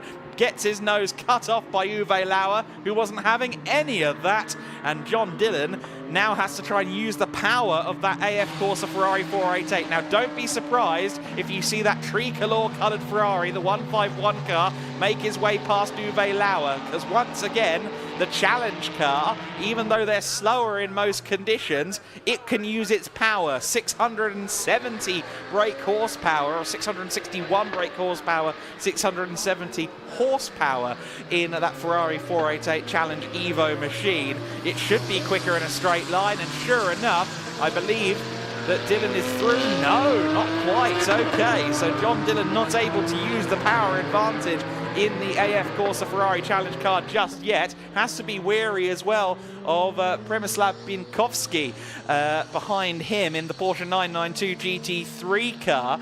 That's, of course, one of the PTT racing entries, car number 33. Do love how the PTT cars are turned out. They look very handsome. John Dillon there looking very squirrely with a slide there coming out of turn 3. That's the Lamy corner, of course, named after Pedro Lamy. I think, yes, it is still John Dillon just about leading this battle. It is for 10th overall. It's for no positions within class because these cars are in separate classes. The Ferrari 488 Challenge Evo has its own class in this series. That is the Cup 1 category. Of course, the Porsches are in Cup 2, but a great battle nonetheless, seeing the strengths and weaknesses of these cars and indeed these drivers in these conditions. They pass through shot, and still John Dillon has the advantage. Meanwhile, coming past my commentary position, sounding absolutely fabulous, is Andrzej Lewandowski. He's extending his lead at the front. So this is by far the closest battle out there on circuit. But there is Lewandowski. You see the Polish flag resplendent on the side of the car. Very proud of their Polish heritage. Andrzej and Adrian Lewandowski, who will share the car in the endurance race. And we will, I believe, see Adrian in race 2 of the weekend. Yes, we will. Adrian Lewandowski will be in race 2. The drivers in this race were the drivers that qualified in qualifying 1 this morning. There were 2 qualifying sessions, 1 for the first race and 1 for race 2. If you want to race in race 2, you need to qualify in qualifying 2. So they declare their driver lineup for the weekend in the sprint races as soon as we do qualifying. This is, of course, the Evo 2 specification Lamborghini Huracan. This is the very latest car that came on song at the start of 2022. You see those aero appendages, remarkably, despite the sheer size of that rear wing, despite the prominence of that roof scoop, and just how darn aggressive it looks, it does have less aero than the GT3 Lamborghini Huracan. It's not quite as wide, and it is a little bit tamer from a corner speed perspective. However, it does have more power, and it is darn close to a GT3 car in terms of overall performance. And on a day like this, with the right peddler who can extract performance from it, it's capable of beating a GT3 car, and that's exactly what we're seeing out of Andrzej Lewandowski as he continues to lead this race at the moment, only pulling away from the chasing pack. The gap was 3.4 seconds. I suspect across the line this time it's going to be more like 5. Leandro Martins in second place crosses the line. In fact, it's more like 7 seconds. So Lewandowski really mastering these conditions in a way that no one else is.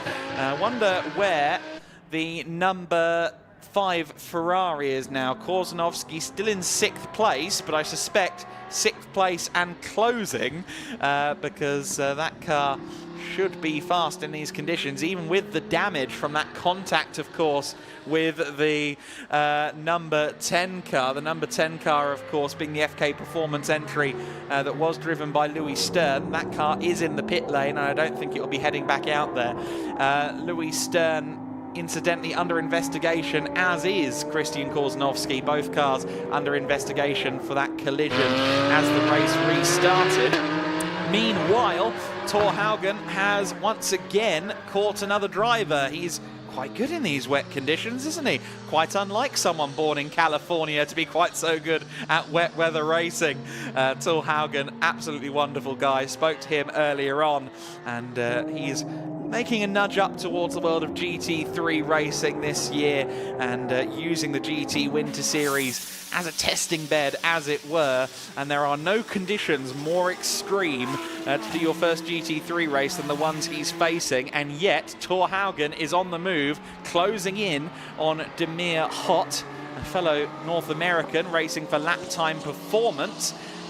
That team now being engineered by Moritz Kranz, a very, very capable driver in his own right, who you may recognise from the likes of International GT Open, or indeed the Nürburgring 24 Hours, or indeed IMSA competition over in the United States as well. But Moritz making a move toward engineering. Let's keep an eye then on that battle for 7th and 8th, because they'll be through this shot any moment now. Now where is the 23? We were just talking up Thor Haugen. We were just talking about this battle between he and Demir Hott. And the 23 Ferrari, the red and white machine, has vanished into thin air. De Beermacher Racing then sees Uwe Lauer back up to 8th place. So Lauer moving up into 8th overall, and also resuming 3rd place in GT3 with that move. There is the AF Corsa Ferrari, and critically just behind is Thor Haugen. So thankfully, whatever error Thor Haugen made was only minor, and he is now back on the circuit, albeit on the circuit down in 9th place behind the AF Corsa Ferrari 488 Challenge car. Now then, with 5 seconds left on the clock, I believe this will be the final lap of the race. We don't do +1 lap in this GT Winter Series category, so this will be the final lap of racing, and Andrzej Lewandowski, it is in the lead of the race right now. And as much as he seems to be thriving in these conditions, I think it's also going to be quite the relief for he and everybody else to see the checkered flag at the conclusion of this GT Winter Series race. The number 6 car powers then out of the Gancho chicane, now through the S's for the final time. You could see the aquaplaning there on the apex of turn 12. Just turn 13 to go then for Andrzej Lewandowski, the Lamborghini Super Trofeo Evo 2. GT3 Poland await Andrzej Lewandowski on the pit wall. Andrzej Lewandowski will be our first winner of the 2024 GT Winter Series season. Congratulations, Andrzej. Hrakar Motorsport number 911 Leandro Martins crosses the line to take second overall, also winning class, of course, as does Andrzej Lewandowski. Third overall, J. Mo Hartling in the Mercedes-AMG GT3 for SR Motorsport. Thor Haugen will be likely nipping on the heels of John Dillon right now. In fact, he's gotten back past John Dillon. So elsewhere, Thor Haugen in that 23 Ferrari is making his way back up the order. But he'll be disappointed to have lost places towards the end of the race. We saw there the Plus Line Racing Team car, Joachim Bolting taking second in the Cup 2 class. Third in class and fifth overall, Hubert Darmetko across the line, just ahead of the recovering Christian Korzanovski in the Ferrari 488 GT3 car after the Olymp Racing car was tagged at the first turn a few laps ago. Seventh overall for Demir Hott, who just about beat Uwe Lauer to the line. And then in ninth place, emerging from the spray and his own headlights, will be Thor Haugen. He takes ninth place. Good to see him across the line. Was a bit worried that he'd maybe beached it in the gravel, but just made a little error somewhere around the circuit, around turn 7, and does cross the line ninth. Rounding out the overall top 10 and winning Cup 1, the Ferrari 488 Challenge of John Dillon. So then, 11 finishers in that race. I think everybody that has crossed the line, or everyone due to cross the line, has now crossed it. So there you go, all 11 cars that were set to take the checkered flag have now finished this race. Przemysław Biankowski has crossed the line in 11th. Every other driver is either missing or in the pit lane. So Andrzej Lewandowski is now leading them around the circuit, and we'll be lapping in the applause of the remaining spectators, and there are a good few in that main grandstand, even with these torrid conditions, and of course the marshals, ever resilient, and will be providing their adulation towards the GT Winter Series grid as they make their way around the circuit for what will be the final time today. Of course, we still have podium ceremonies to bring you. We also have, most likely, a couple of insights from a few of our drivers in the race as well. The 5.2 litre V10 Lamborghini Huracan, certainly more than powerful enough for Andrzej Lewandowski on this occasion. Gesticulating and organising going on there from the marshals as they try and fit the overall top 3 in. I think Lewandowski parked in the wrong place. He was meant to take the centre spot, of course, as the race winner under the pit lane. Rather, sorry, under the podium, I should say. He now resumes that place. Hrakar Motorsports, Leandro Martins, second place. And then third place, of course, to J. Mo Hartling as well. Leandro Martins looks very happy with his performance there, as do the Hrakar Motorsports crew. They're very happy with their work. And Andrzej Lewandowski, look at him, he's beaming. He loved that. Always felt like weather conditions that can suit these Cup cars. And both this man, Leandro Martins, and Andrzej Lewandowski fulfilled that prophecy. J-Mo Hartling loaded very well in the SR Motorsport car to take third place overall. Leandro seems absolutely delighted. How awesome is this to see the Brazilian racer? Thank you. Very excited times down there. Awesome to see the Brazilian racer who has raced in Iberia for a long time, Spain and Portugal, in Porsche categories. He knows Porsches very well, so once again, not really a surprise that he is quite so quick in these wet conditions because he has the experience. There you see J-Mo Hartling debriefing. He'll be happy with an overall podium and a GT3 win. That will net some good points in the GT3 Championship as well in the GT Winter Series. Points scored within class rather than overall in this series. GT3 Poland's Andrzej Lewandowski takes the win then in the first GT Winter Series race of the season. Leandro Martins takes the Cup 2 honours and second overall in the Porsche 992 GT3 Cup car. Racha Motorsport with a great result. SR Motorsport's J-Mo Hartling taking third in the GT3 win. Joachim Bulting and Hubert Darmetko round out our overall top 5, both also in Porsche Cup machinery. Christian Korzynowski 6th overall, second in GT3, despite facing the wrong way into the first corner at one stage. Very impressive. Demir Hott takes 7th place ahead of Uwe Lauer. 9th place for Thor Haugen and Pellin Racing. Rounding out the overall top 10, AF Courses John Dillon in the Ferrari 488 Challenge Evo. 11th place, Przemysław Bienkowski in his Porsche Cup car. Louis Stern didn't finish the race after his contact with Christian Korzynowski in the BMW M4. Pierre Errit also electing to head into the garage, avoiding these very tricky conditions. Igor Klaya, he was the cause of the safety car early in the race. He did not reach the flag. Mateusz Lizowski and Marcin Jedlinski did not take the start. So 14 starters, 11 finish in a very tricky GT Winter Series race.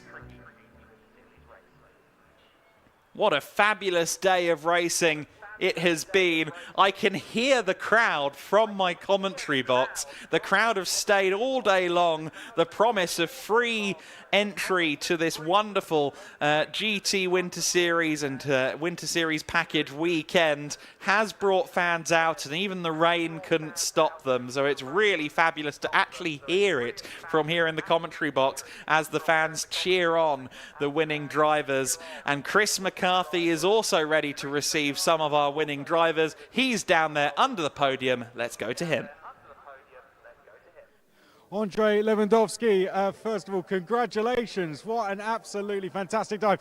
You said the Lamborghini was going to go good in the way. You weren't lying to us there. That was an absolutely fantastic drive. Yes, in general, I like very much the rain, and that's why it's not first the winning on the rain. It's sometimes I have a lot of strong competitor and I win, and that's why I feel very comfortable on the rain. Yes, but after 3-4 laps, when it's rain, I'm afraid because I all the time aquaplaning and I swimming, and I driving the 100%, but very polite. But I control everything and I absolutely win, and I'm very happy. And a lot of people up in the crowd here, they had to wait a little bit of time to see it, but I think you put on a little bit of a masterclass for them there. They were giving you a big round of applause. Give them a wave there. People in the crowd, we got our winner here, Andrzej Lewandowski. Give him a round of applause, everyone. He did an absolutely superb job. How was it driving around Estoril? Must have been an absolutely superb feeling taking the win. I'm very happy. The nice series, and in the winter, its organization on the displays is fantastic, and I'm happy. Going to be the first of many this season? Yes, it's the season I first my starting. But general, I started last year on the GT Winter Series in Valencia. Yes, but this is second in this series. Yes. Who would you like to thank? Okay, thank you. We'll do more of that. Well done, Andrzej Lewandowski, everyone. Well done. Right, so I think we're going to do some more results, some recaps with Adam Weller up in commentary. I'm going to see you up on the podium in just a sec. Absolutely love Andrzej Lewandowski's energy. He self-admits that he's not got the strongest grasp of English, but he is one of the most enthusiastic people when it comes to racing. Often see him just lighting up when he sees his race car. He knows it's time to go racing, and he always looks absolutely delighted to be doing so. And what a win for him. Great to, again, hear that crowd, see that crowd here at the Winter Series. A reminder, of course, check the website prototype-winter-series.com, or any of the other series websites, similar format, prototype-winter-series.com, etc. To see the calendars for your championships of choosing. Free entry at all events, so Portimao, Jerez, Valencia, Aragon and Barcelona. The gates are open, the entry is free.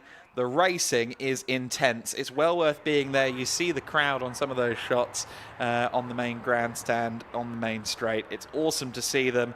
And in spite of these conditions, which have certainly presented a challenge to our drivers and anyone who didn't bring an umbrella, they have stayed on, they have watched the racing, they have loved the racing today.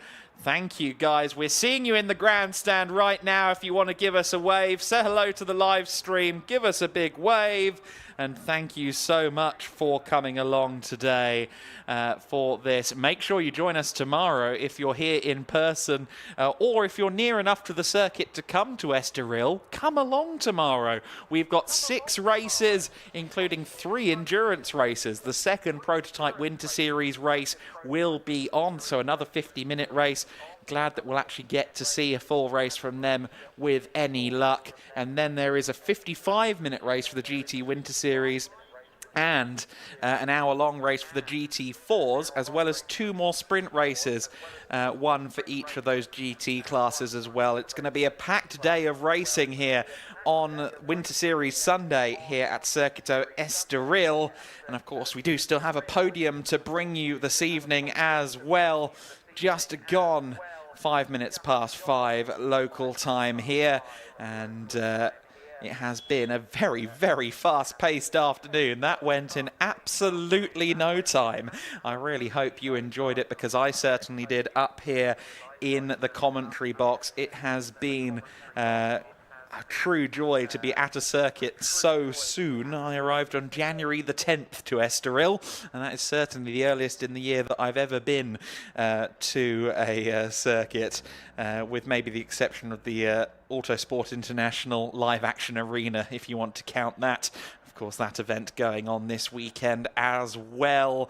While the rest of the motorsport community is just about waking up and stretching their legs, getting ready to go racing in the summer, we are already here going racing in the Winter Series. And that is the USP, the unique selling point of this championship. We go racing while everyone else has their feet kicked up or are making testing plans, perhaps. And it is a great way to go testing. There is no better test than going racing. And that is why the Winter Series is ever more popular. We'll see quite a lot of teams dipping in and out of this championship as the year goes on. For instance, if you're competing in a championship that goes to Barcelona, why not go to Barcelona in March with the GT Winter Series? So you will see a number of guest entries, one-off entries from some of the world's best GT racing teams, in addition to the regular full-season entries that we've got. The grid will ebb and flow, and it will also grow as the year goes on. There's fabulous variety, not just in terms of the eligible cars in GT Winter Series, but the entries that come in on a round-to-round basis. That's part of the reason that I love it. I hope it's part of the reason you grow to love it too. Certainly a shame that we didn't get to see the first full race of the Prototype Winter Series in their debut, but I'm sure they'll be racing on Sunday, as will the GT4s. But for now, we can go down to Chris McCarthy, who has our final set of podiums of the day. Thank you very much, Adam. Thank you to all of you who waited around in the crowd. Just stay with us a little bit longer, because we're going to get the podiums underway. Thank you to all of you down in the pit lane as well. Guys in the grandstand, did we all enjoy that race? I think that was a pretty good one for all the drivers. We're going to get them now out onto the podium. We do have a few classes to go through for this one, so we're going to start with our GT3 class, then we're going to have our Cup Cup 2 class, and then our Cup 1 and Cup 4 classes. So we're going to get our GT3 class onto the podium first. We're going to get our top 3 up here. We're going to speak to them as well. So let's start with third place overall, finishing in third, number 72, Uwe Leia. Uwe Lauer coming out onto the podium. Well done, Uwe. Give him a round of applause, please. Finishing in second place, the number 5 Elim Racing car, Christian Korzanowski. Well done to Christian. Superb drive in very, very tough conditions. Well done. And the winner of the GT3 class of the first race in the GT Winter Series in very, very tough conditions, the number 11 SR Motorsport, J. Mo Hartling.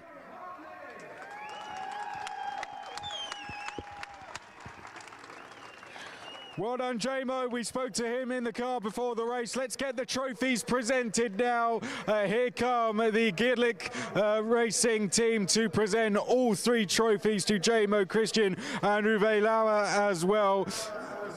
And we're going to go and speak to the drivers as well. Let's give them one more round of applause. Hold the trophies up, guys, for the guys out there. We will speak to them. Let's go in and now have a chat. I'm going to come up, have a little chat to you. Jay, we'll speak to you first. How does it feel to win GT3 class? Very great. Really, I'm speechless. But thanks to my team, it was a really great race.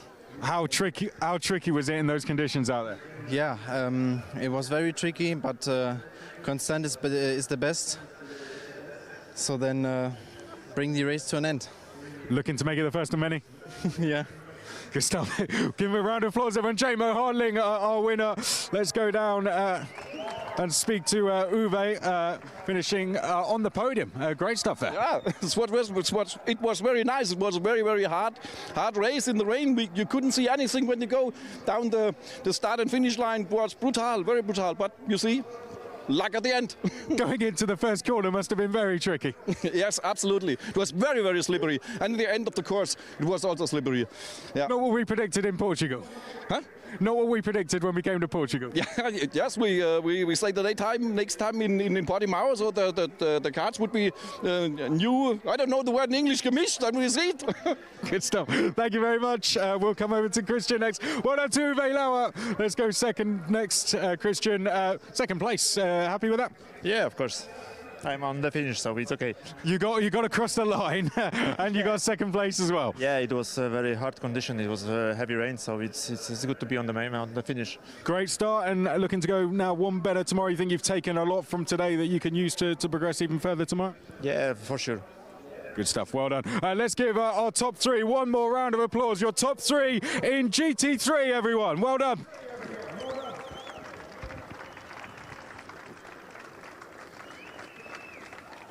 Congratulations, guys. We will now move on to the next podium, I believe. So congratulations. We're going to move on to the next one. Well done. Okay, let's go next to the Cup 2 class, finishing in third place for this one for PTT, the number 7, Hubert Demetko. Let's get him out to the podium. Well done. Well done, Hubert. Finishing in second place was the number 38, Joachim Bolting. Joachim for Plus Line Racing. Well done, Joachim. And for Rakar, the winners in the Cup 2 class, the number 911, Leandro Martins. Well done, Leandro.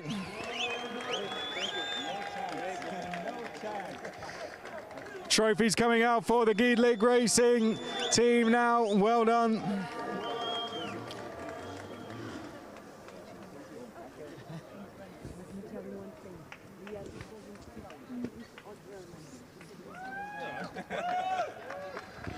Okay, we'll go and speak to the top 3 now. Leandro, Just a few words.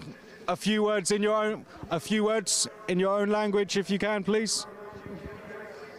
Tem que falar em português, ok? Yeah.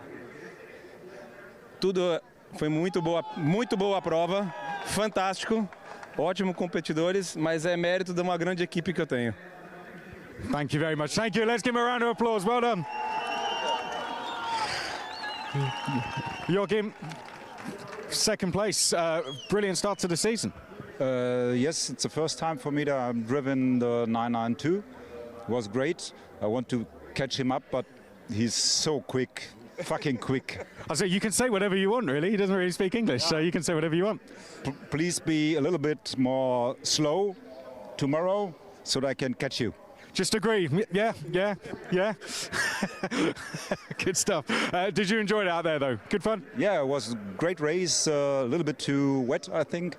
It could be nicer to drive in dry conditions, but it was great. It was a great race. Thank you. Good stuff. Thank you very much for speaking to us. Well done to Joachim. And we'll come to Hubert next. Third place, podium. Great stuff. Yeah, well, it's the first race of my life, so wow. Yeah, it's a surprise, but thanks to the work of my team, PTT Racing, we make a team. Yeah, you definitely make a very good team as well. Well done, guys. First race and a podium as well. I mean, it can only go better from here now. Yeah, it's 90% luck and 10% of teamwork. It wasn't made easy for you either.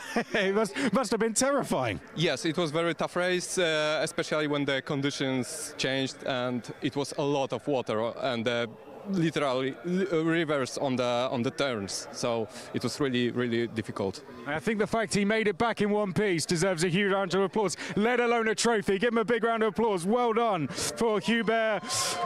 Well done to our top three. Let's give them one more round of applause. Your top three in Cup 2, everyone. Well done. Right, I hope you've stayed. We'll get one more picture, guys. I don't know, that's not really done to. Maybe the teams have stolen them. I'll get that looked into for you, don't worry. Okay, we're going to get our winners of Cup 1 and Cup 4 out next. First of all, your winner in the Cup 1 class, the number 151, John Dillon. John, here he is, in the AF Corsa. Get up onto the top step of the podium. And the winner in the Cup 4 class and the overall winner of the first round of the GT Winter Series for GT3 Poland. Please give him a huge round of applause in the number 6, Andrzej Lewandowski. We can do better than that, guys. Come on.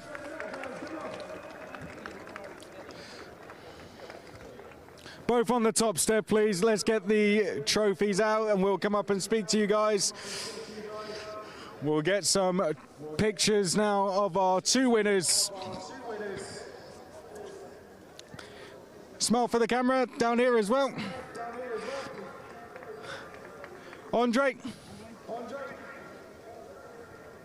Good stuff. Okay, let's come up and have a chat to our winners. John, how was it out there driving around in those conditions? Yeah, it was difficult. Obviously, it started this morning. Not a great qualifying, but the team did a great job to get the right for the second quali. Started the race more or less at the back. Got a great start, but I got tagged, I think it was a turn 4. And yeah, it got really tricky after that because obviously, you know, there was a big gap. I had to catch the train under the safety car. When the race started again, boy, it was wet. Couldn't see anything. The car was oversteering in every corner. But yeah, kept it on the track, finished the race, and here we are. That's the main thing, isn't it? Just get it home. A lot learned, do you think, going into tomorrow now? Yeah, definitely. I think we just need to probably, you've got to stay calm in these conditions, not overdo it. And I think tomorrow, let's see if there is rain. I prefer a dry race tomorrow. You know, a bit of a mix is really good. But yeah, I'm looking forward to it. Good stuff. Well done, John Dillon. And I'll come around the other side now. Andrzej, well, Good to speak to you again. What a fantastic drive that was. Overall winner. Must feel fantastic. Has it sunk in yet? Yes, the car is preparing very well, and the team and engineer is step by step, and finally the car was perfect, and that's why it's easy to drive. Now let's try and go and get another one tomorrow. No, tomorrow is driving my son. Oh, perfect. We're together with the endurances together. But the endurance is going to be trying to get another one there. Yes, I hope. Good stuff. Congratulations. Well done, Andrei Lewandowski. Give him a round of applause, guys. Well done. And that is it for the podium celebrations. I'm going to summarise the day, but thank you all up in the grandstand as well. Hope you are back with us for tomorrow as well, and thank you guys in the pit lane as well. It's been absolutely fantastic first day of action here at the GT Winter Series. We're going to be back to do it all again tomorrow here for the first round of Winter Series action. We've got all three classes back in action, more sprint races. Of course, we've got the endurance races for the GT4s, the GTs, and we've got the prototypes back out as well. Let's see what the conditions do. The forecast is expected to be a little bit tricky again, so let's see what happens in terms of conditions. Whatever happens, it's going to be a tricky day for the drivers, but no doubt an entertaining day for us fans. On behalf of everyone, thank you very much for tuning in, and we will see you bright and early tomorrow for the start of the second day of action here at Estoril for round one of the Winter Series. Bye-bye.